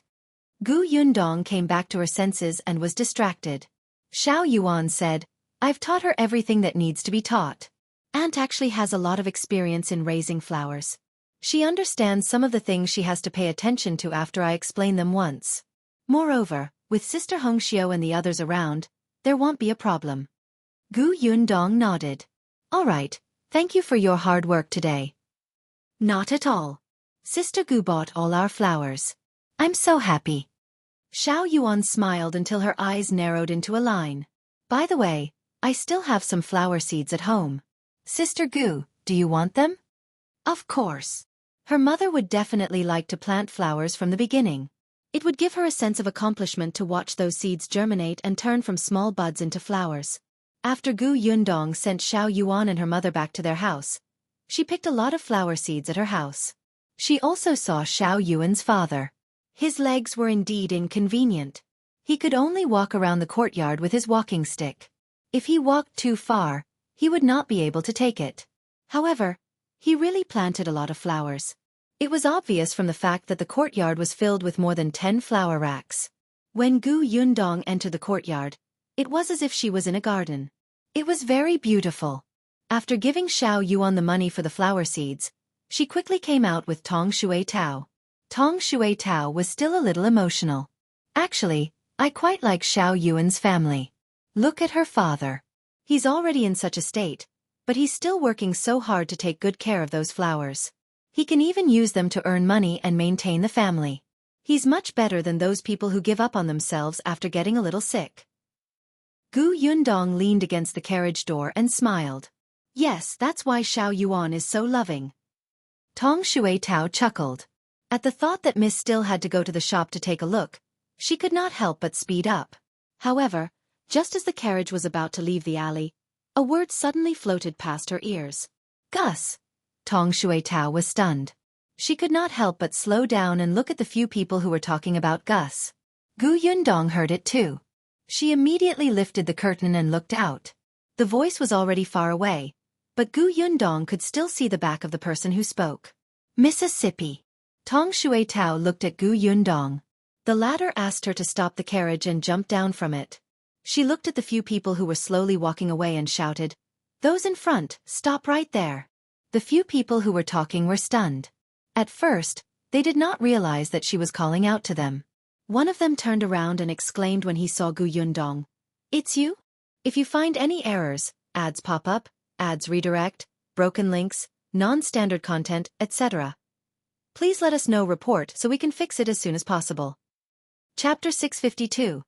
Capturing Gu Yundong as a hostage. When the others heard the sound, they immediately turned around. Gu Yundong finally saw their faces clearly. She narrowed her eyes and said, "It's indeed you." These people were the local hooligans who had come to her new shop that day to cause trouble and extort money before being taken away by Zhou Dafu. She did not expect to see them here. The moment the local hooligan saw her, he immediately thought of the experience of being kicked out of the door by Xiao Yuan and not being able to get up for a long time.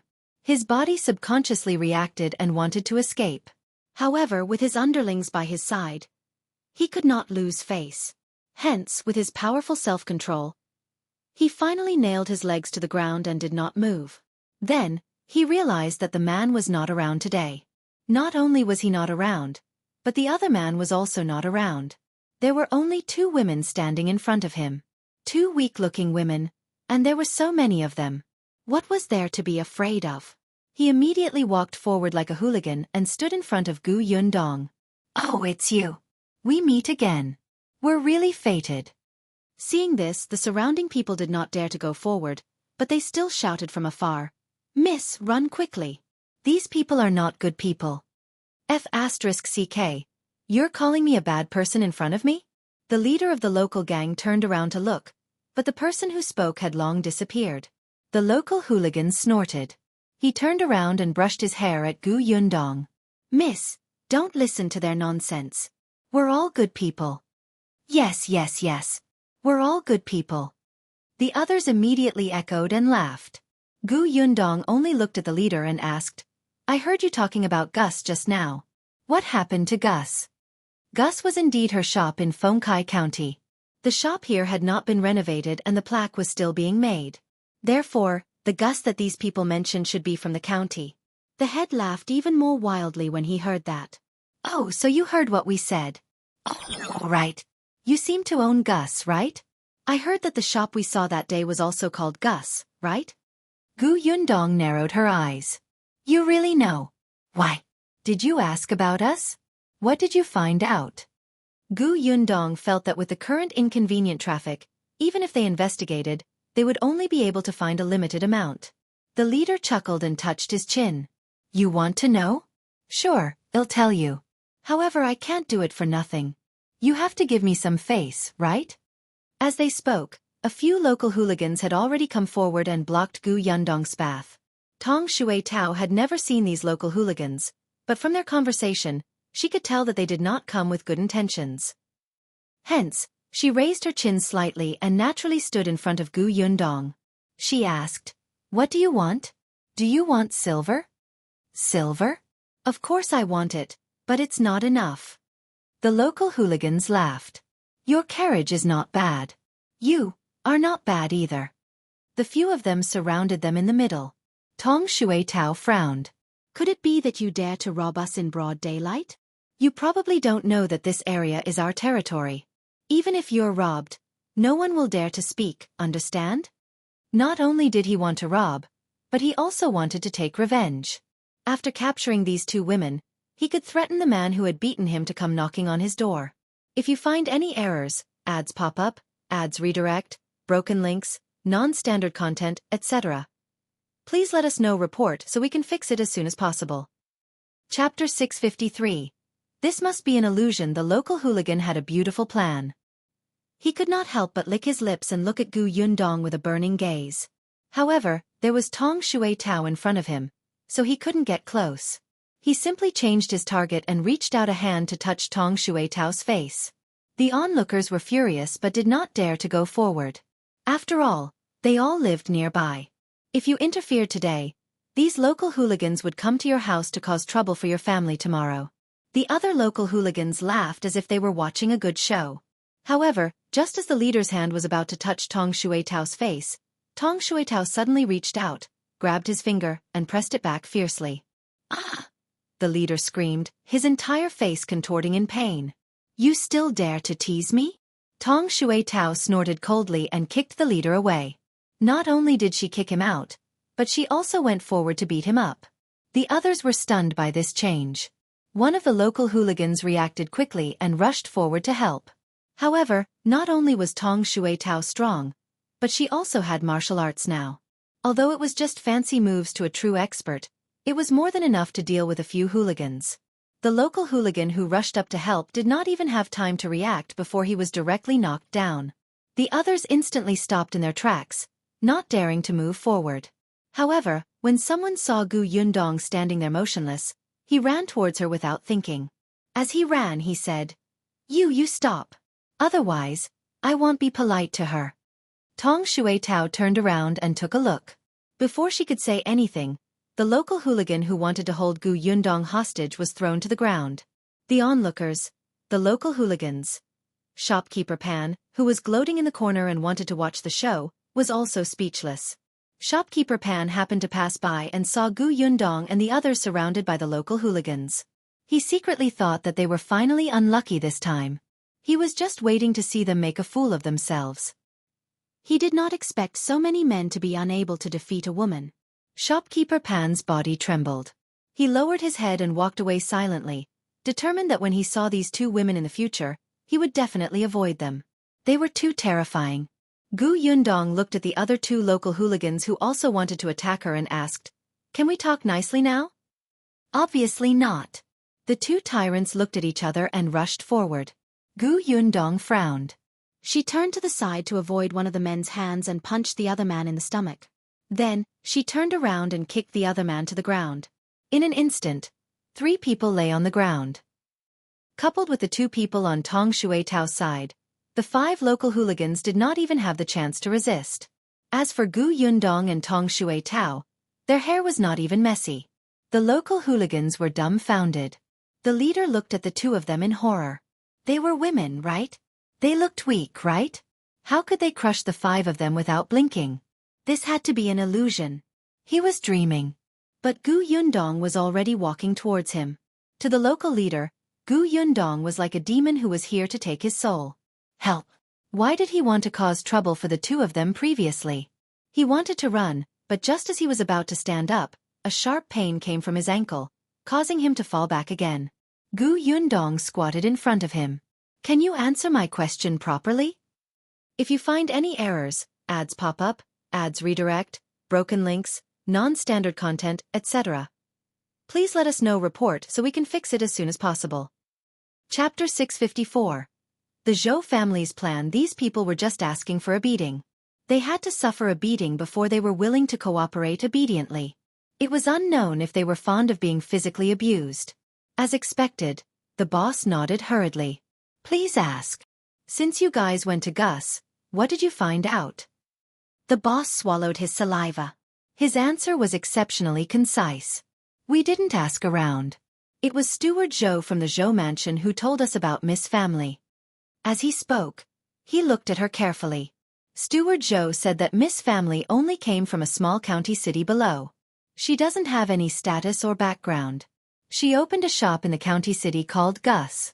Now that her business has expanded, she plans to open a shop in the prefectural city. Apart from these, is there anything else? The boss hurriedly shook his head. No, Steward Zhou only said that Miss doesn't have any backing.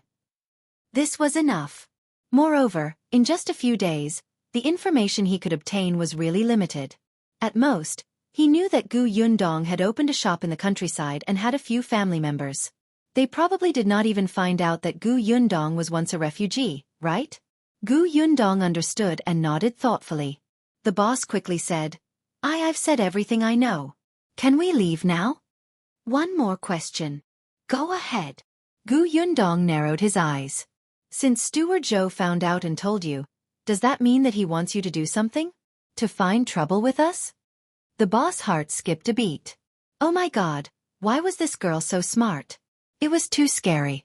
He quickly shook his head. No. We don't dare anymore.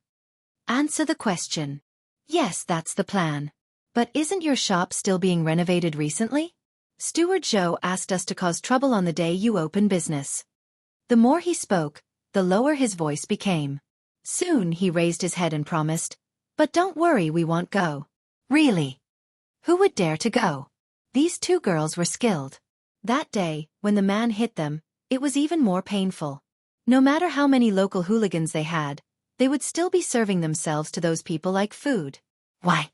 Steward Zhou did not give them much money. Yundong knew what was going on. She looked at the local hooligan who was trying his best to squeeze out a smile and said, "No need. Just come over on the day of the opening." Ha! Ha! Yundong's gaze was dangerous. "I told you to come over. Don't worry, I won't hit you." Yundong narrowed her eyes when she saw that his eyes were darting around. He definitely did not intend to listen to her. "If you don't come, I'll settle scores with you later." The local hooligan was speechless. He had never seen anyone who was in a hurry to invite trouble to themselves. Was this girl crazy? "If you come, you can still earn some money from Steward Zhou. Isn't that good?" When the local hooligan heard this, he realized that it made sense. Anyway, this girl had promised not to hit them. They could still earn some money. Why not?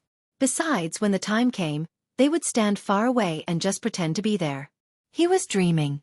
Yundong sneered and finally stood up. "All right, our shop will open in 4 days. Remember to come." With that, she left with Tong Shuai-Tao. As soon as she got into the carriage, Tong Shuai-Tao couldn't help but ask, "Miss, the steward Zhou that person mentioned is the person who came to cause trouble for our shop last time? Wanna gift the story? Try one. If you find any errors, ads pop up, ads redirect, broken links, non-standard content, etc. please let us know report so we can fix it as soon as possible." Chapter 655. "Father, please help." "Yes, it's that Zhou mansion." Tong Shuai-Tao tightened her grip on the reins. "That steward Zhou is too much. Didn't he find trouble last time? He actually went to inquire about our background and even wanted to ruin the good day of our shop opening. This dog." Yundong smiled. "I don't know if it's Steward Zhou's idea or Old Master Zhou's." "Miss, then let's just go to the Zhou mansion. Be it Steward Zhou or Old Master Zhou, we'll beat them up first." Yundong sighed. "Why are you so violent at such a young age?" Tong Shuai-Tao felt wronged. Actually, she had not been like this in the past. Ever since she followed Miss, she had beaten people up many times. She could not be blamed. Yes, she could not be blamed. "Miss, what should we do?" "Prepare to open for business." Yundong stretched, but her tone was relaxed. However, Tong Shuai-Tao was confused. Were they going to ignore it just like that? Of course, it was not that she did not care. Yundong knew that even if she dealt with Zhou Dafu today, there would still be Li Dafu or Zhao Dafu eyeing her covetously. In the eyes of these people, she was just a small fry from the countryside with no foundation or background.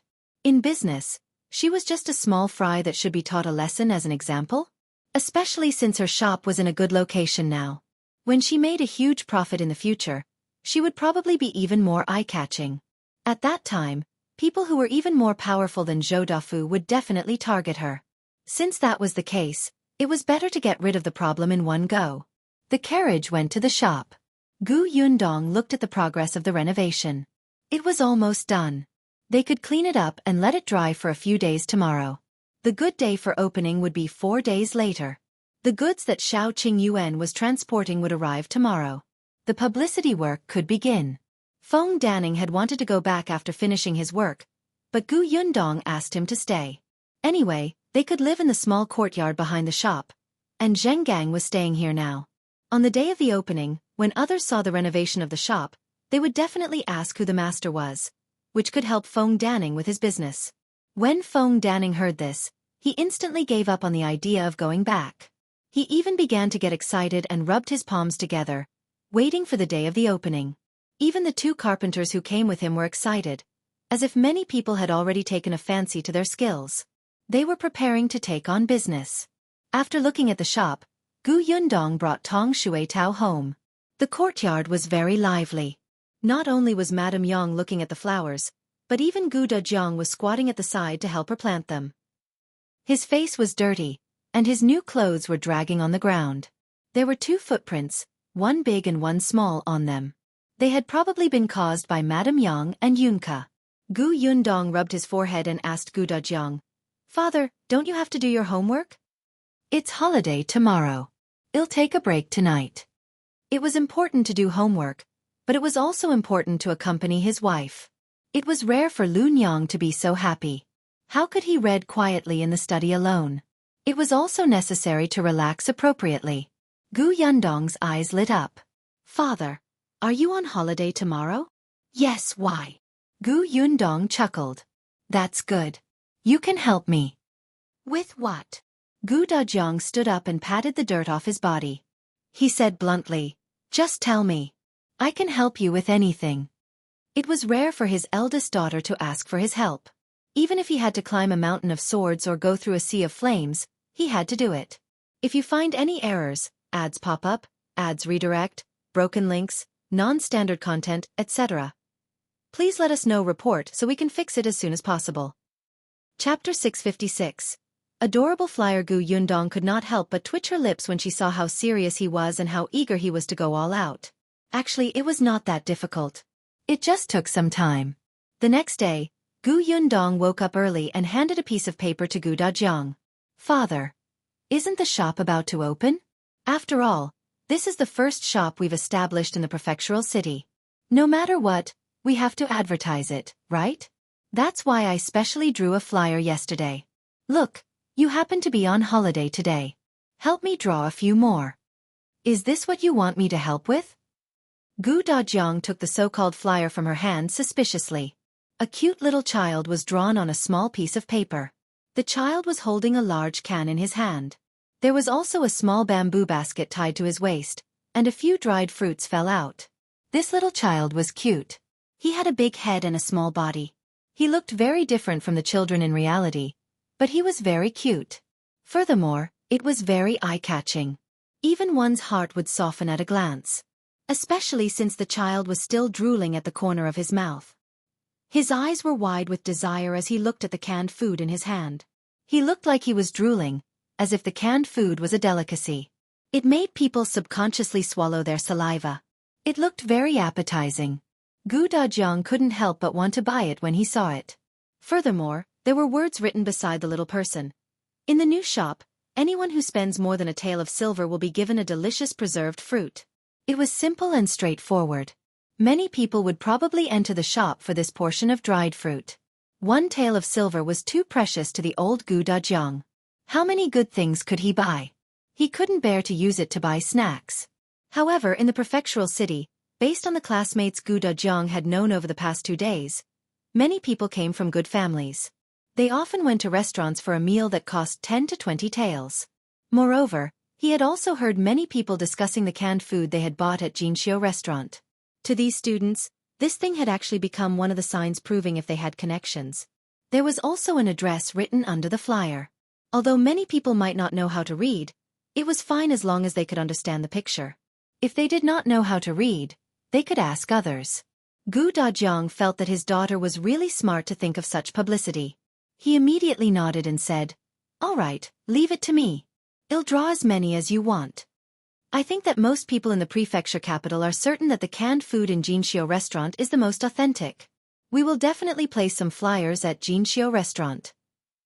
I've discussed this with Master Tao before. The rest will be distributed at the main streets. Alright, we should also distribute some at the entrance of your academy. Before Gu Yundong could finish speaking, Gu Dajiang's hand could not help but tremble. How many pictures did he have to draw? "Father, what's wrong?" Gu Dajiang shook his head firmly. "It's nothing. I'll draw it now." There was still a long way to go. It seemed that he could not accompany his wife and daughter out. He had to help Yundong settle this matter first. Gu Yundong had never thought that Gu Dajiang would draw all of them himself. Today was a break, and he had to return to the academy tomorrow. There were so many students in the academy, right? It was necessary to make the best use of the students. Just as she was thinking, Madame Yang and Aunt Kes' voices came from the courtyard. Aunt Ku was here. Gu Yundong's eyes lit up and she hurried out. She had something to discuss with Aunt Ku. If you find any errors, ads pop up, ads redirect, broken links, non-standard content, etc. Please let us know report so we can fix it as soon as possible. Chapter 657. Simply a tragedy. Although Aunt Ko had been coming to the Gu residence every day for the past few days, she would still return to her own courtyard at night. When Gu Yundong came out, she had just put down the basket in her hand. There were some dates in the basket. They were bright red and looked very sweet. Aunt Ko handed the basket to Madame Niu. When she looked up and saw Gu Yundong looking at her, she raised her eyebrows. What's the matter? Are you looking for me? Aunt is still so smart. Don't flatter me. Aunt Ko glanced at her from the corner of her eye, then stroked little Young's head. She stuffed a date into her mouth. After hearing the girl sweetly call her aunt, she retracted her hand in satisfaction and said to Gu Yundong, "Speak." Gu Yundong led her inside. As they walked, she told her what happened yesterday. After Aunt Ko heard this, she asked, "You want me to go to the Nye family to find someone to support you?" Gu Yundong chuckled and walked behind her to massage her shoulders. "Aunt Ko, you've always pitted us siblings. You know that it hasn't been easy for me. Opening a shop and doing business is like fighting a war. It's especially difficult, especially since I have no backing or background and can only fight alone from scratch. It's simply a tragedy. You're wise and mighty." "Stop, shut up. Your hypocritical words give me a headache." Tragedy? She had never seen anyone do business like her. How long had it been? Her shop had already arrived in the prefectural city and was doing business with the imperial court. How could this be called fighting alone without a background? Who would believe her? Gu Yundong coughed lightly. "I'm telling the truth. I really don't have any foundation in the prefectural city. I only know Nyet Song in the Nye family. Even though I send something to the Nye family during the new year, how many people in the Nye family know of my existence? But Nyet Song isn't in the Shuang prefecture, so we'll have to trouble you, Aunt." Aunt Ko glanced at her. "All right, I understand. I'll go look for the Nye family. Actually, there's no need to find a young miss or young master.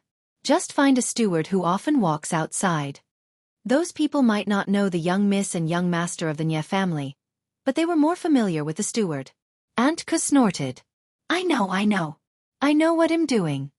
Gu Yundong immediately massaged her shoulders even harder. Aunt Ko frowned and despised her. Go, go, go. You're just a young lady. Why are you so strong? My bones are about to be crushed by you. Go away and bring Kiki in. I don't need you." Gu Yundong was speechless. She was not very strong, right? Compared to Tong Shui Tao, she was far weaker. Sigh. This was the disadvantage of being old. If she was not fragrant and soft enough, she would be despised. Therefore, Gu Yundong let go of her. She ran to the courtyard and picked up little Yunka, who was eating. She carried her into the central room and stuffed her into Aunt Kes' arms. Little Yunka was dumbfounded. She looked at her eldest sister blankly and then at Aunt Ko behind her. What happened? Gu Yundong had already turned around and left. She still had many things to do. Aunt Ko rested at the Gu residence for about an hour before she planned to make a trip to the Nye family. Gu Yundong asked Tong Shui Tao to drive her there. Aunt Ko did not refuse. The journey to the Nye family was not short. Just as she got into the carriage and walked out of the alley, a group of people turned around from another direction and entered the alley. If you find any errors, ads pop up, ads redirect, broken links, non-standard content, etc., please let us know report so we can fix it as soon as possible. Chapter 658. A large group. Aunt Ko only vaguely heard a commotion behind her and lifted the curtain to take a look. She didn't care and only told Tong Shui Tao to speed up. Tong Shui Tao responded. They happened to reach the wide road. She shook the reins and the horse broke into a trot. Unexpectedly, after running for a few steps, another carriage rushed over from the opposite side. The two carriages almost collided.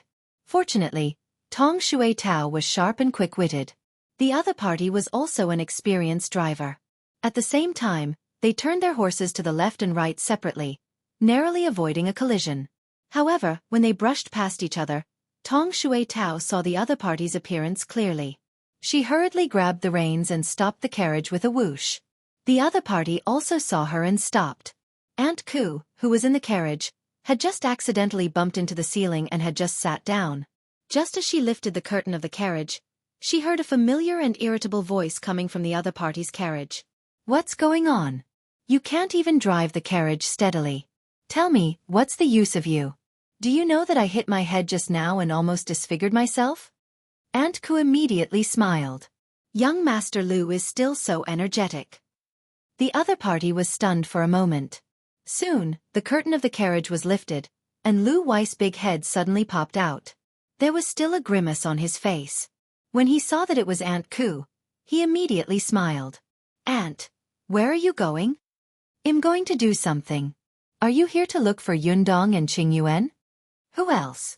Lu Wei snorted coldly and was a little dissatisfied. Do you think they're not kind enough?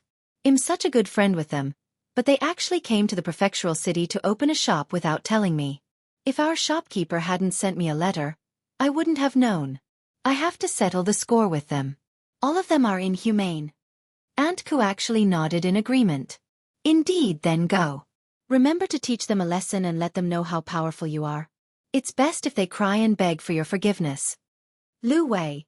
Aunt, you're too ruthless.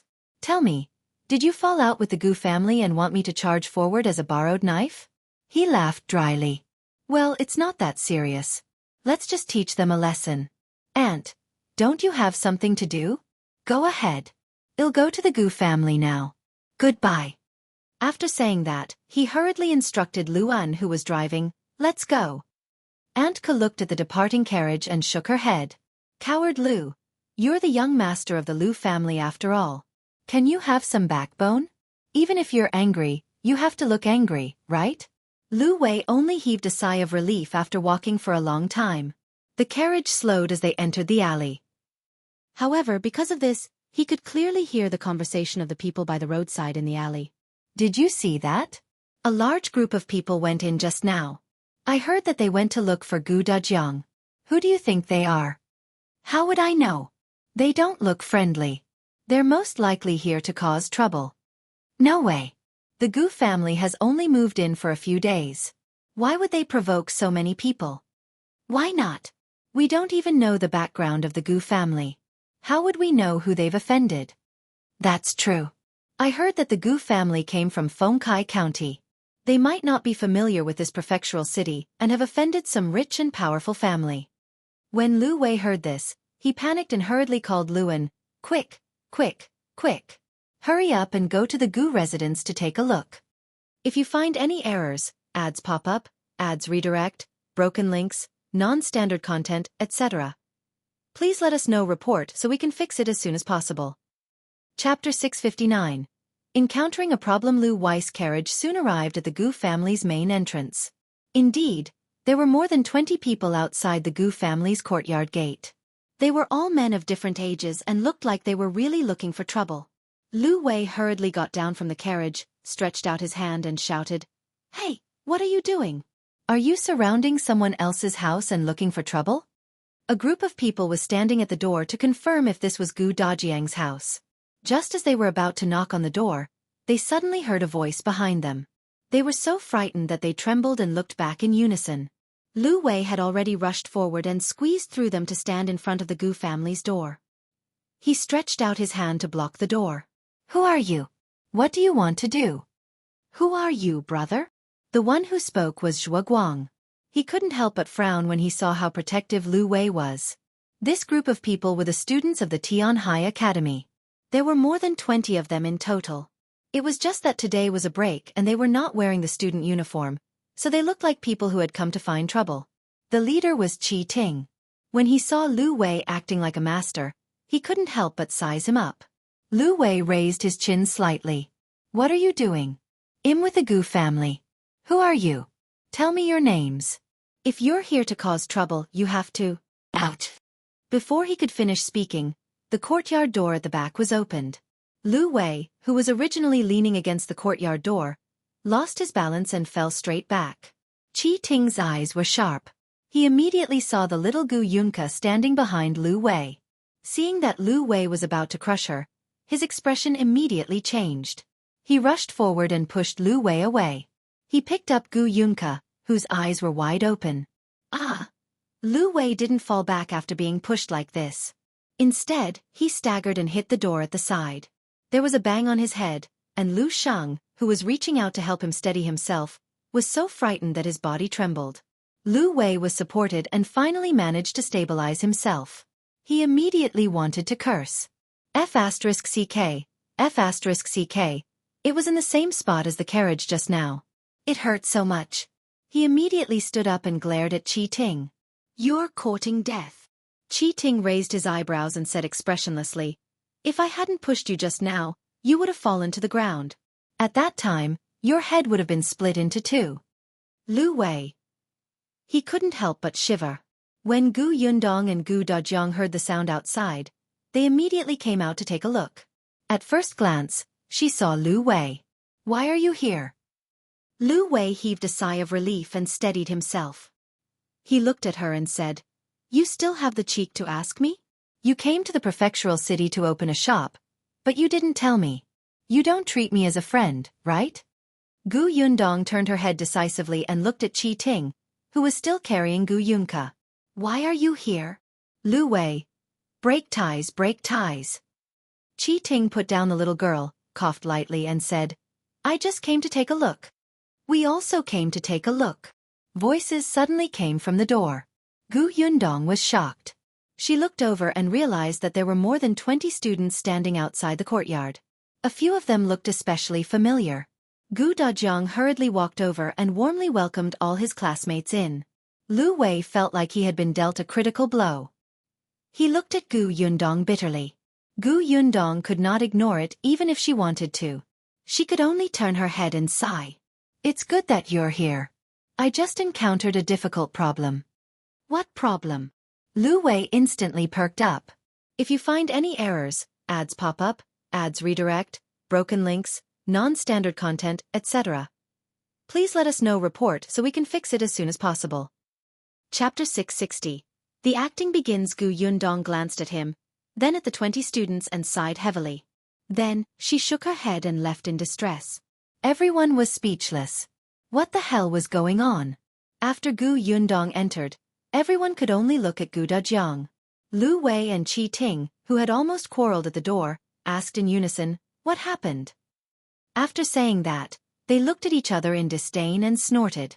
Gu Dajiang laughed dryly. He didn't know what his daughter was up to. He had been chatting happily with Yundong just now and didn't find anything difficult. Other than those flyers being too many. Huh? No way. Gu Dajiang looked at the students present and somewhat understood what Yundong was up to. Uncle Gu, tell us. I will definitely help if I can. Lu Wei was anxious.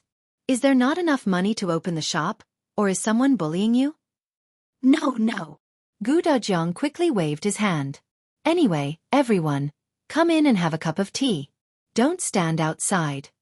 As he spoke, he asked Lu Sheng to bring everyone inside and asked, by the way, why are you all here today? Is there anything?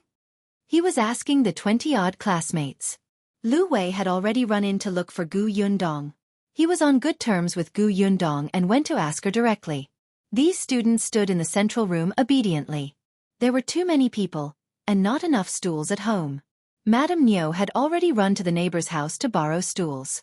They couldn't help but look at each other when they heard Gu Dajiang's question.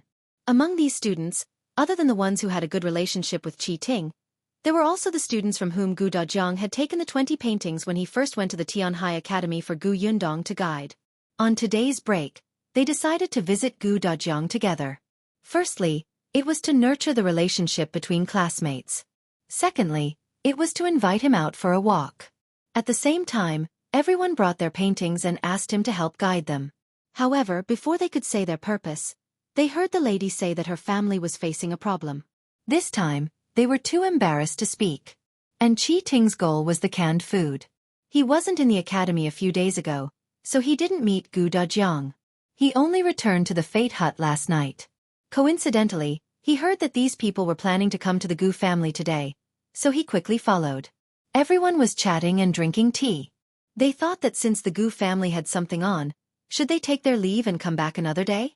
Unexpectedly, an exclamation suddenly came from inside. What did you say? It was Lu Wei's voice. Everyone could not help but look in the direction of the study. Gu Dajiang quickly apologized to everyone. Everyone, take a seat. I'll go take a look. After saying that, he immediately walked towards the study. Qi Ting couldn't sit still and simply followed behind.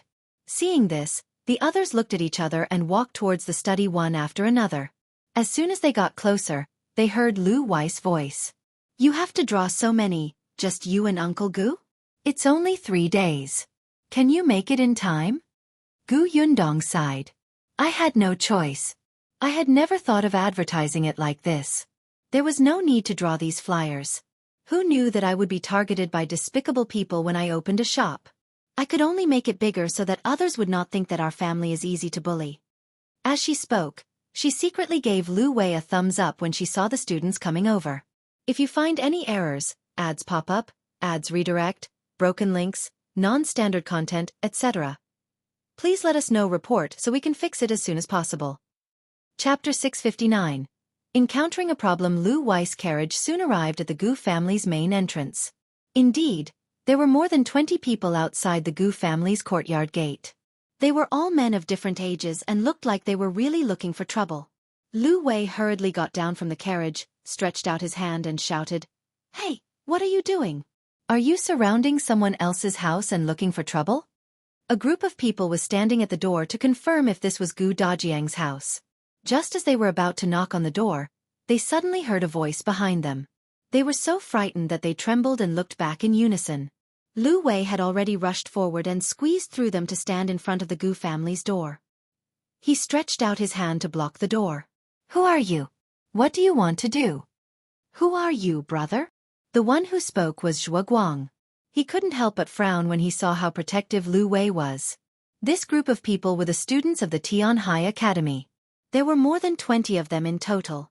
It was just that today was a break and they were not wearing the student uniform, so they looked like people who had come to find trouble. The leader was Qi Ting. When he saw Lu Wei acting like a master, he couldn't help but size him up. Lu Wei raised his chin slightly. What are you doing? I'm with the Gu family. Who are you? Tell me your names. If you're here to cause trouble, you have to... Out. Before he could finish speaking, the courtyard door at the back was opened. Lu Wei, who was originally leaning against the courtyard door, lost his balance and fell straight back. Qi Ting's eyes were sharp. He immediately saw the little Gu Yunka standing behind Lu Wei. Seeing that Lu Wei was about to crush her, his expression immediately changed. He rushed forward and pushed Lu Wei away. He picked up Gu Yunka, whose eyes were wide open. Ah! Lu Wei didn't fall back after being pushed like this. Instead, he staggered and hit the door at the side. There was a bang on his head, and Lu Shang, who was reaching out to help him steady himself, was so frightened that his body trembled. Lu Wei was supported and finally managed to stabilize himself. He immediately wanted to curse. F***ck, F***ck. It was in the same spot as the carriage just now. It hurt so much.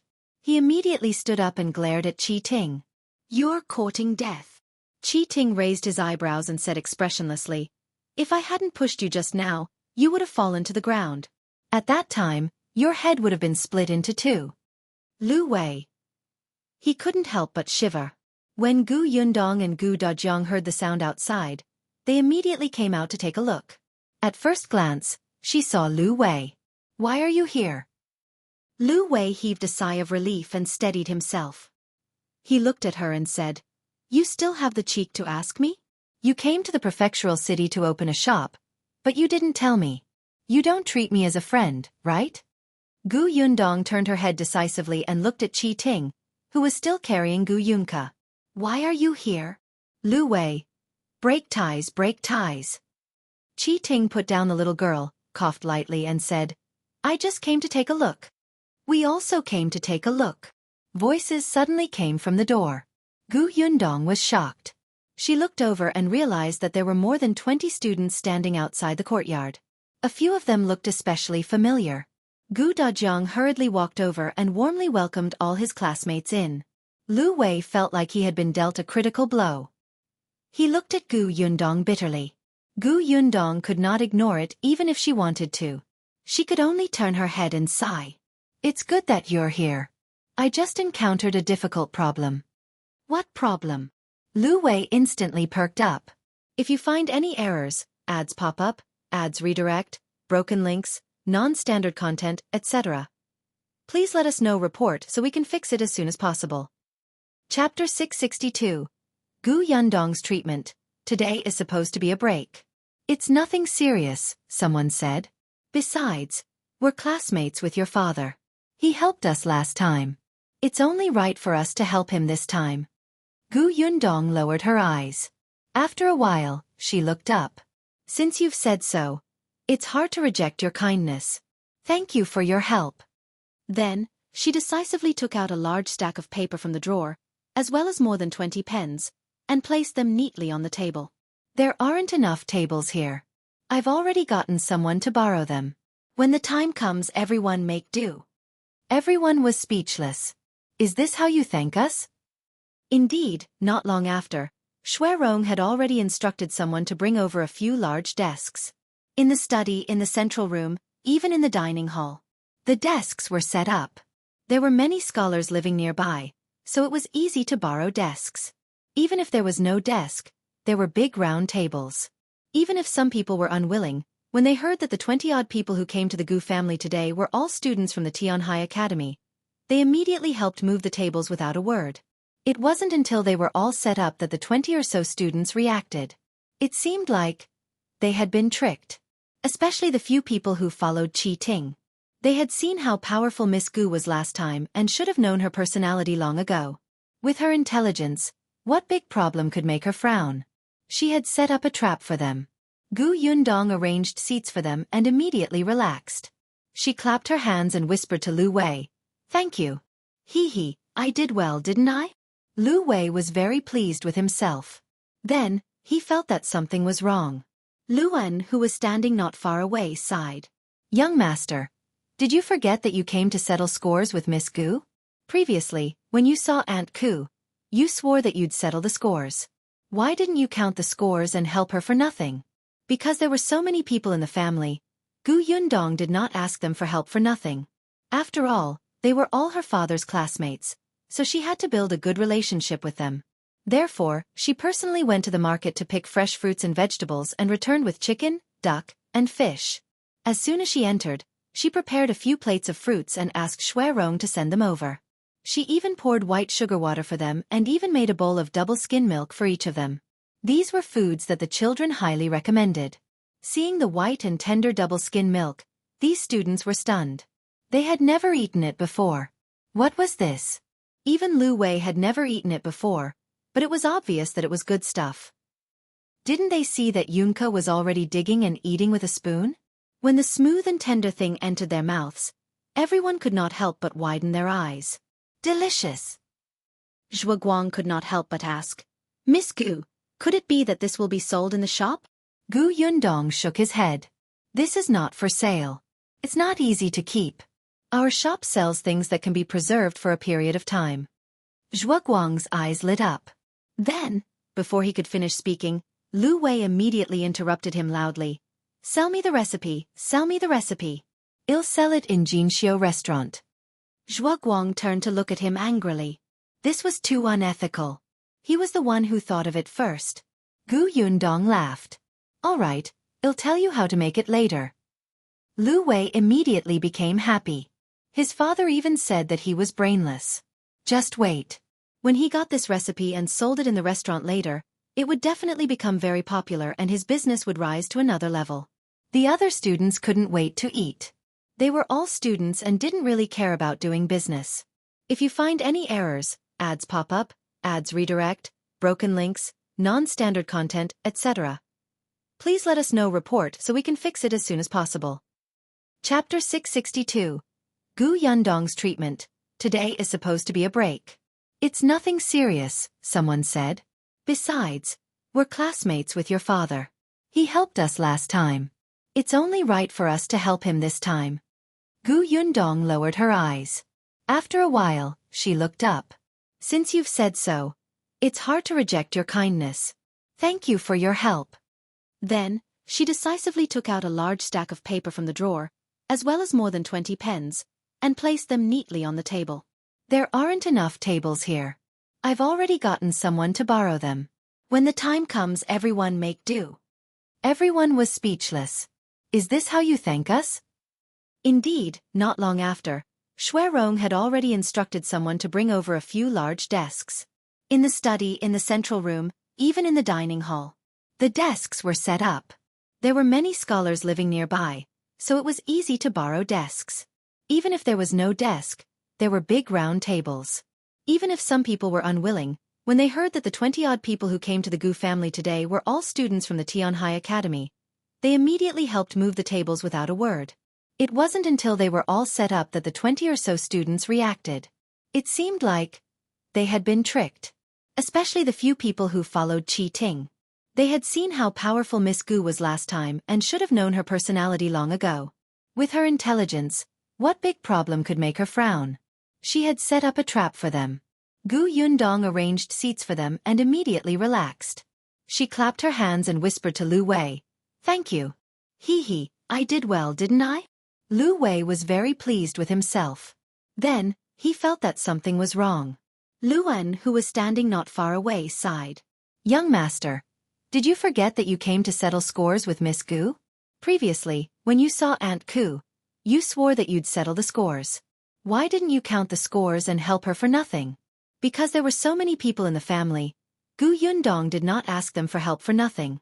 After all, they were all her father's classmates, so she had to build a good relationship with them. Therefore, she personally went to the market to pick fresh fruits and vegetables and returned with chicken, duck, and fish. As soon as she entered, she prepared a few plates of fruits and asked Shuang to send them over. She even poured white sugar water for them and even made a bowl of double skim milk for each of them. These were foods that the children highly recommended. Seeing the white and tender double skim milk, these students were stunned. They had never eaten it before. What was this? Even Lu Wei had never eaten it before, but it was obvious that it was good stuff. Didn't they see that Yunka was already digging and eating with a spoon? When the smooth and tender thing entered their mouths, everyone could not help but widen their eyes. Delicious! Zhuguang could not help but ask, "Miss Gu, could it be that this will be sold in the shop?" Gu Yundong shook his head. "This is not for sale. It's not easy to keep. Our shop sells things that can be preserved for a period of time." Zhuguang's eyes lit up. Then, before he could finish speaking, Lu Wei immediately interrupted him loudly. "Sell me the recipe, sell me the recipe. I'll sell it in Jianghu restaurant." Zhuguang turned to look at him angrily. This was too unethical. He was the one who thought of it first. Gu Yundong laughed. "All right, I'll tell you how to make it later." Lu Wei immediately became happy. His father even said that he was brainless. Just wait. When he got this recipe and sold it in the restaurant later, it would definitely become very popular and his business would rise to another level. The other students couldn't wait to eat. They were all students and didn't really care about doing business. If you find any errors, ads pop up, ads redirect, broken links, non-standard content, etc., please let us know report so we can fix it as soon as possible. Chapter 664. Lu Wei's marriage. Lu Wei was stunned and felt a little guilty. He took a small step back. "Why? You've been to the Lu family?" "Yeah, and then I heard something." Lu Wei turned around and left. "I still have something to do. I'll take my leave first." However, just as he turned around, he was pulled back by Xiao Qingyuan. Gu Yundong was curious. "What did you hear?" She really thought that Lu Wei had rushed over in such a rage because they had not told him about coming to the prefectural city. So it wasn't? Xiao Qingyuan glanced at Lu Wei and said, "Old Master Lu was arranging a wife for Lu Wei. He was unwilling, so he fled to the prefectural city." Gu Yundong was stunned and looked at Lu Wei in surprise. Lu Wei was 18 years old this year, 2 years younger than Xiao Qingyuan. Usually, in this era, 15 or 16-year-olds should get married. Didn't you see that Tao Xing and Peng Zhongfei, who were about the same age as him, already had many wives and concubines? Lu Wei's family background was good, and it wasn't like he couldn't afford a wife. His situation was also different from Xiao Qingyuan's, so why was he unwilling? Could it be that he liked men? Gu Yundong's imagination started to run wild. He looked at Lu Wei warily. This guy liked to stick to Xiao Qingyuan. Could it be that he had other thoughts? Lu Wei didn't notice the look in her eyes. He just said with a long face, "You don't understand my pain at all." "What pain?" "My father thinks that I'm too jumpy and unruly, so he wants to find a fierce woman to control me." Lu Wei simply wanted to die. "Do you think he's my biological father? How can he harm his son like this? Is there anyone like him?" Gu Yundong blinked. Well, old Master Liu's idea was indeed very strange. However, what she did not know was that she was the one who gave old Master Lu such a thought. Lu Wei was especially mischievous when he was young. When he grew up, he didn't get any better. A few years ago, when he reached the age of marriage, his family had arranged many marriages for him. In the end, he sabotaged them all. Old Master Lu was so angry that he did not want to care about his son. Later, when he met Gu Yundong, he watched helplessly as his son obediently listened to Gu Yundong. He suddenly had a plan and felt that he had finally found a woman who could subdue his son. At that time, old Master Lu even wanted Lu Wei to marry Gu Yundong. Unfortunately, she had Xiao Qingyuan by her side, and he was watching her too closely.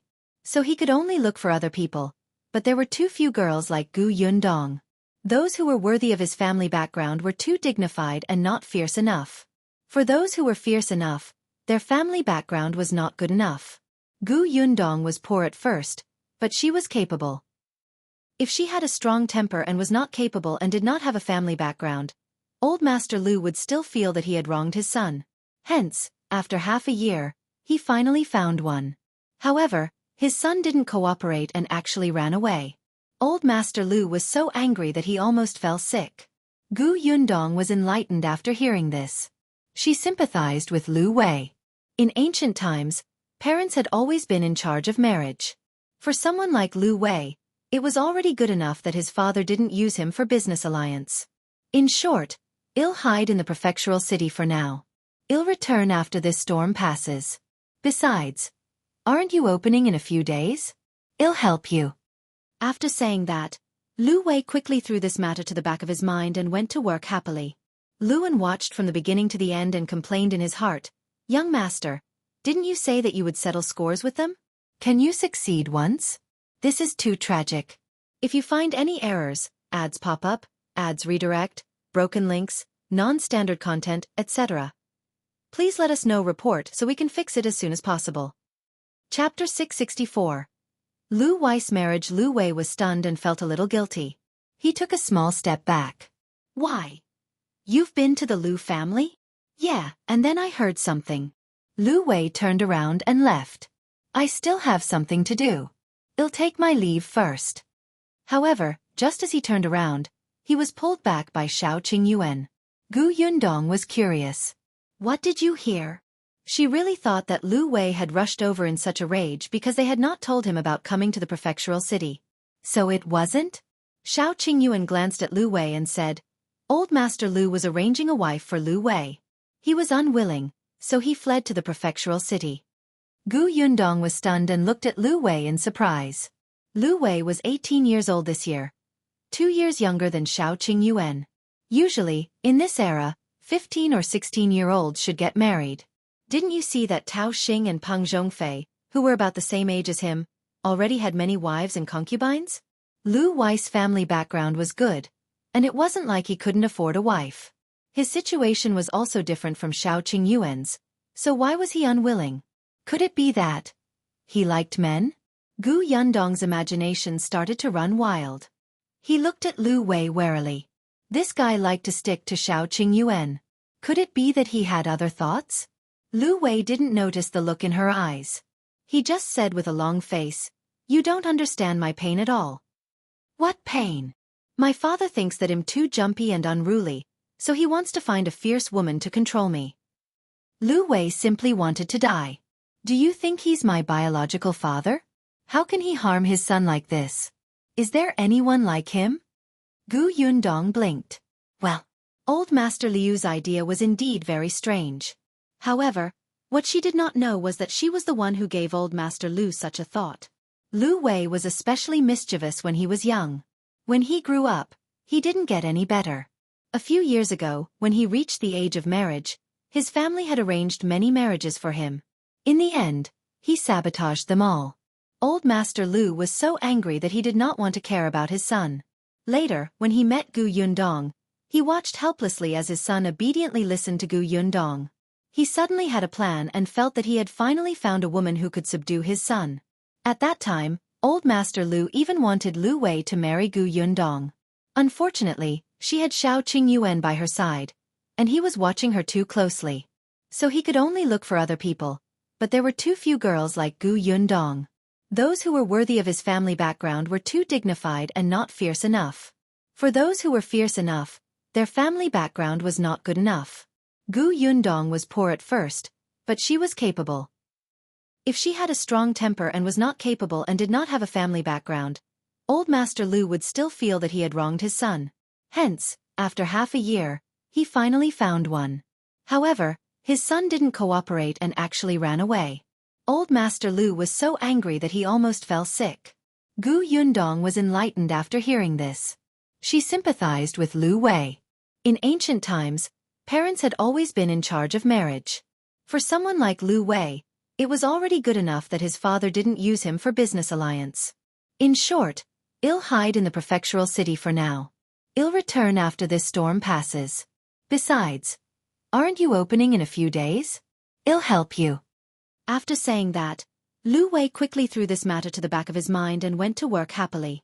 Luan watched from the beginning to the end and complained in his heart, "Young master, didn't you say that you would settle scores with them? Can you succeed once? This is too tragic. If you find any errors, ads pop up, ads redirect, broken links, non-standard content, etc. Please let us know report so we can fix it as soon as possible." Chapter 666. Opening on the 8th day of the 9th month, the weather was clear. It was suitable to marry, enter the house, and open for business. Early in the morning, the Gu family tidied themselves up in high spirits. Other than Gu Dajiang, who was still going to the academy, everyone else went to Gus' shop on Dahui Road. At the same time, many people in the city rubbed their palms together and prepared. The flyers clearly stated that if they spent a tael of silver, they could receive a bag of dried fruits for free. 1 tael of silver was not a lot to many people in the prefectural city. Even if they did not have it, some smart people wanted to pool it together with others. If each of them bought a little, they would be able to get a bag of dried fruits. Among them was Madame Sun, the neighbor of the Su family. Madame Sun also happened to receive a flyer 2 days ago. After getting someone to help read the words on it, she was immediately interested. She had long heard about this canned food. She heard that it was very delicious. The supply in Jianghu restaurant was not enough, and the price was especially expensive. It was not easy to buy. Madame Sun did not have the connections to buy it with money, but there were canned food sold in other shops. It was just not authentic and was cheap. She had bought it and eaten it. The taste was simply indescribable. It had a strange taste. When she heard that the Gu family's shop was selling the canned food from Jianghu restaurant, she had an idea. Coincidentally, her son had given her his salary a few days ago. She was not very tight on money. Therefore, early this morning, she put on her new clothes and went out to look for the other 2 neighbors. Unexpectedly, the moment she opened the courtyard door, the Su family next door also opened. Su Changshan was also wearing brand new clothes and was standing at the door talking to Mother Su. "Mother, I might be back late tonight. You and little sister can eat first. You don't have to wait for me." Mother Su nodded. "I know. Hurry up and go. Don't delay your work." Madame Sun giggled when she heard that. "Yo, you're going to work in a small shop, and you even specially made new clothes. Look at how capable you are." Mother Su and Su Changshan ignored her. Madame Sun snorted and left. Only then did Su Changshan say, "Mother, when I earn money, we'll buy a bigger courtyard and not be neighbors with her." "All right, Mother will wait." Mother Su wiped the corners of her eyes and said with relief. Not only did she not want to be neighbors with Madame Sun, but she also did not want to be neighbors with those who had mocked her son and avoided her family like snakes and scorpions. Su Changshan left quickly. Gus was about to open for business today. He was completely relieved. When he arrived at the shop, Gu Yundong and the others had just arrived. When they saw Su Changshan, they nodded slightly. "Come in." The shelves in the shop were already filled with things. There were canned white sugar fruits, dried fruits, and jam from the fruit shop. There were also all kinds of exquisite sweets. There was a dazzling array of things. As soon as Su Chongshan entered, he rolled up his sleeves and got busy. Unexpectedly, Gu Yundong waved her hand. "There's no hurry. Come with me." On the first day, besides Zheng Gang, Su Chongshan, and Shu, people including Zhou, Chen Jinbao, Tong Ping, Shuang, Lu Shang, and even Madame Niu, Lu Hongxiu, and Tong Shui Tao had to help receive the guests. Feng Danning and the others had wanted to help, but they were not hired workers.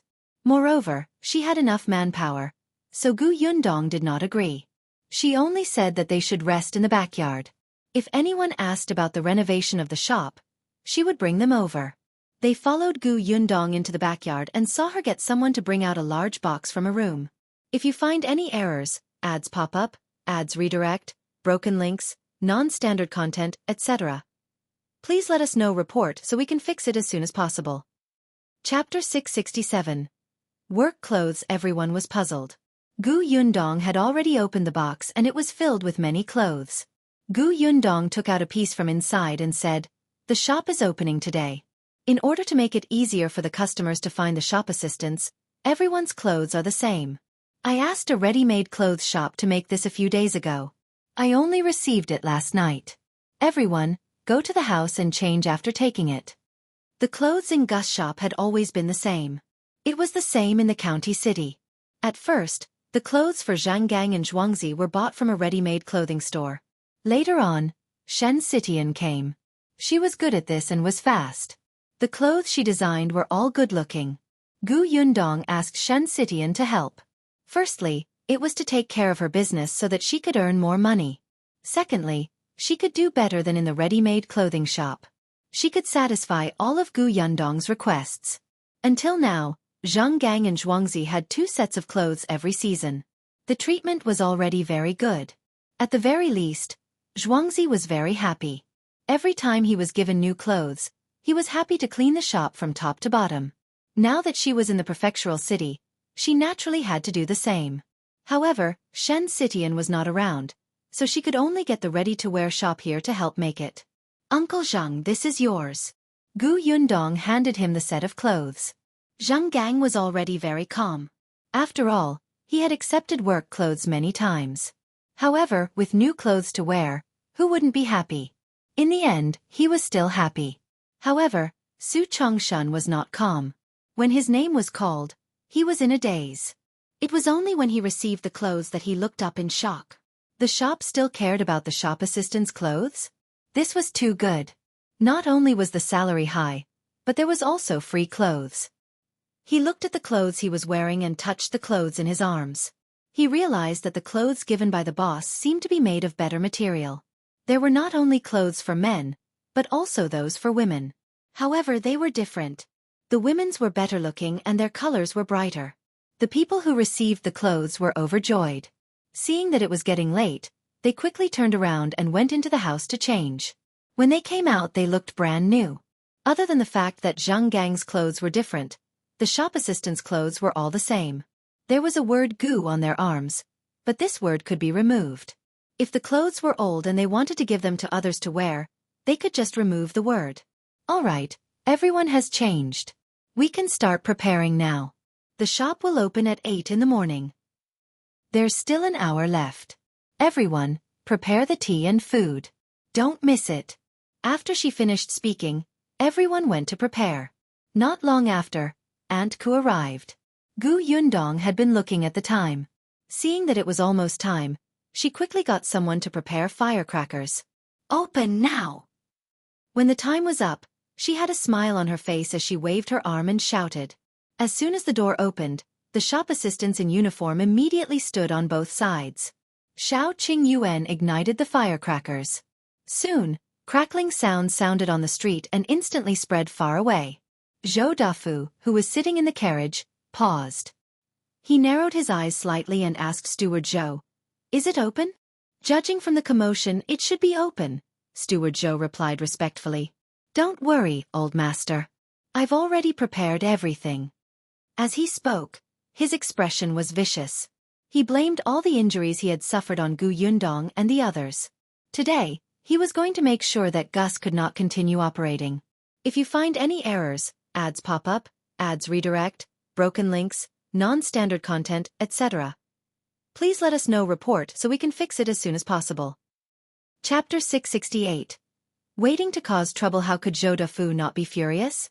The first time he saw her, his son was thrown onto a horse and almost lost his life, and he had even been extorted for more than 1,000 taels of silver. The second time they met, he was pretending to be a good-natured person. Not only did he flee in fear, but he also had to deal with those local hooligans. Initially, he thought that Gus had some impressive backer. In the end, after checking, she was just a bumpkin from the countryside. She had just opened a shop in the county city and was already extremely arrogant. She did not even know how to restrain herself when she came to the prefectural city. She was simply detestable and deserved to die. He gently knocked on the wall of the carriage and said to Ah Feng, who was driving outside, "Hurry up." He didn't want to miss the fun. "Yes, master." Compared to Zhou Dafu and Steward Zhou's optimism, Ah Feng looked worried. After some thought, he could not help but say, "Master, that young master and lady are both skilled. Those local hooligans only know how to talk. If they really attack, I'm afraid one person can beat them down." Before Zhou Dafu could reply, Steward Zhou sneered and said, "Don't worry, I've already prepared everything. Those local hooligans don't have much ability, but I found a few skilled escorts to hide among them. When the time comes, those escorts will keep the man and woman occupied, and the others will destroy their entire shop." Ah Feng frowned and did not say anything else. He was just a guard, only responsible for protecting his master's safety. The master had asked Steward Zhou to take care of everything else. The carriage soon arrived at the alley not far from Gus. Ah Feng stopped. Steward Zhou got down from the carriage and looked around. He had already seen the local hooligans hiding elsewhere. He nodded slightly at them. However, the local gang leader had mixed feelings at this moment. He originally thought that they were just going through the motions. Who knew that Steward Zhou would actually stuff a few tall and powerful experts into their place? This made the local hooligan not dare to be perfunctory. Even if he had to brace himself, he could only go up.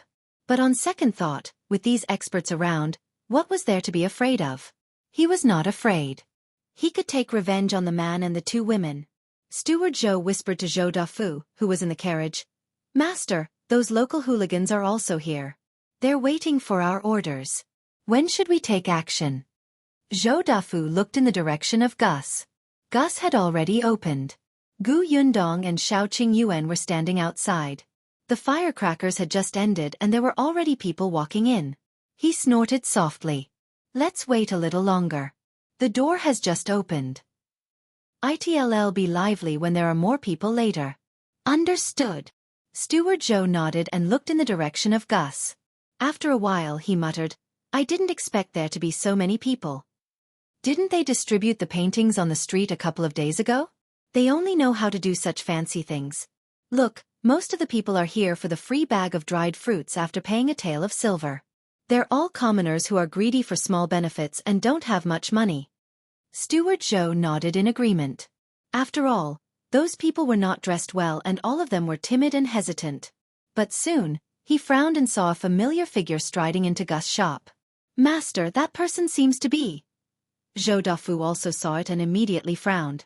A moment later, he came to a realization. They're both from Fengkai County. They probably know each other. If you find any errors, ads pop up, ads redirect, broken links, non-standard content, etc., please let us know report so we can fix it as soon as possible. Chapter 669. The people of the Nye residence are actually here. Yes, this Gus seems to be selling canned food. Canned food like those in Jianghu restaurant. Steward Zhou nodded, feeling extremely unhappy. Zhou Dafu and Gu Yundong saw Lu Wei and the manager of Jianghu restaurant. The manager was holding a gift box and congratulated Gu Yundong as soon as he entered. "It's an auspicious day to open for business. Mississippi Gus place is indeed lively." Shuang came up to take the gift box and invited Lu Wei and the shopkeeper inside. Lu Wei waved his hand. "You don't have to entertain me. I'm just here to help." Shuang ignored him and only served them sugar water. After a while, another carriage stopped outside and someone alighted from it. As soon as he entered, he greeted them with a smile. "Boss Gu, your business is booming." Gu Yundong was stunned. Before she could react, she saw the manager of Jianghu restaurant stand up and welcome him. So it's Old Master Zhou. Old Master Zhou? Gu Yundong suddenly thought of Zhou Guang. Welcome, Old Master Zhou. Please come in. Please forgive me for my lack of hospitality. Old Master Zhou laughed and said, Boss Gu, you're too polite. I've long heard from our Zhou Guang that Boss Gu is smart and capable. You opened such a huge shop in the prefectural city, and your business is the rare canned food and white sugar. Last time, that kid brought back a lot of good things from Boss Gu, and we were extremely greedy. Gu Yundong did not expect Old Master Zhou to be so straightforward. She immediately smiled. Old Master Zhou, you praise me so much that I'm embarrassed. You flatter me. These are just small things. Please don't laugh at me. You're being modest, aren't you? I've been looking forward to the opening of your shop for a long time, so I came over early in the morning. Later, you have to leave some canned food for me to bring back. Of course. Gu Yundong asked Shui Rong to bring him to sit in the backyard. She also kicked Lu Wei to the backyard to chat with him. Old Master Zhou asked the people behind him to bring the gifts over. Gu Yundong had just ordered someone to serve tea when 2 more carriages stopped outside. Gu Yundong still did not know him, but one of them looked very familiar. She could tell at a glance that he was the brother of the student surnamed Kai who had pretended to be Mountain Elder Qi in the Fate Hut the other day. They were too similar. As expected, that person introduced himself. He was Kai Yong's elder brother. The father of another student came with him. They looked like scholars, polite and elegant. Gu Yundong went forward and exchanged a few pleasantries before they were led to the backyard by Xiao Qingyuan. Not long after, a few more people came in with gift boxes. In the carriage opposite Gus' shop, Zhou Dafu frowned slightly. Steward Zhou also had a bad feeling in his heart. Master, those people who are coming don't seem to be ordinary commoners. He knew the shopkeeper of Jianghu restaurant, but he was not very familiar with Old Master Zhou and the others. But from the looks of it, he was probably not from an ordinary poor family. Zhou Dafu frowned slightly. Wait for another 15 minutes and get those to do it. For some reason, he felt uneasy. His heart was racing, as if something big was about to happen. Steward Zhou swallowed his saliva and was about to nod when he suddenly saw a familiar figure. His eyes widened. Master, that seems to be the steward of the Nye residence. Nye residence? Zhou Dafu suddenly looked in the direction he was pointing at and saw a carriage parked at the entrance of Gus. Chapter 670. The familiar Nye Shuang. Then, a person alighted from the carriage. Zhou Dafu was very familiar with that person. Wasn't he Steward Nye of the Nye residence? This steward was the one that Zhou Dafu could not get close to. At most, they could only come into contact with the junior stewards of the Nye family. Zhou Dafu couldn't stay calm anymore and got out of the carriage. Why is the steward of the Nye residence here? Steward Zhou shivered and tried his best to make up for it. With a trace of hope, he said, Perhaps they also like the canned food sold by Gus? Master, think about it. This canned food is so rare.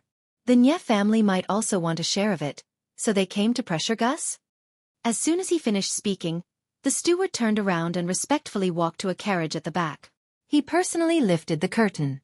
Soon, a girl who was only 14 or 15 years old came out. Who is that lady? Zhou Dafu asked. Steward Zhou swallowed his saliva.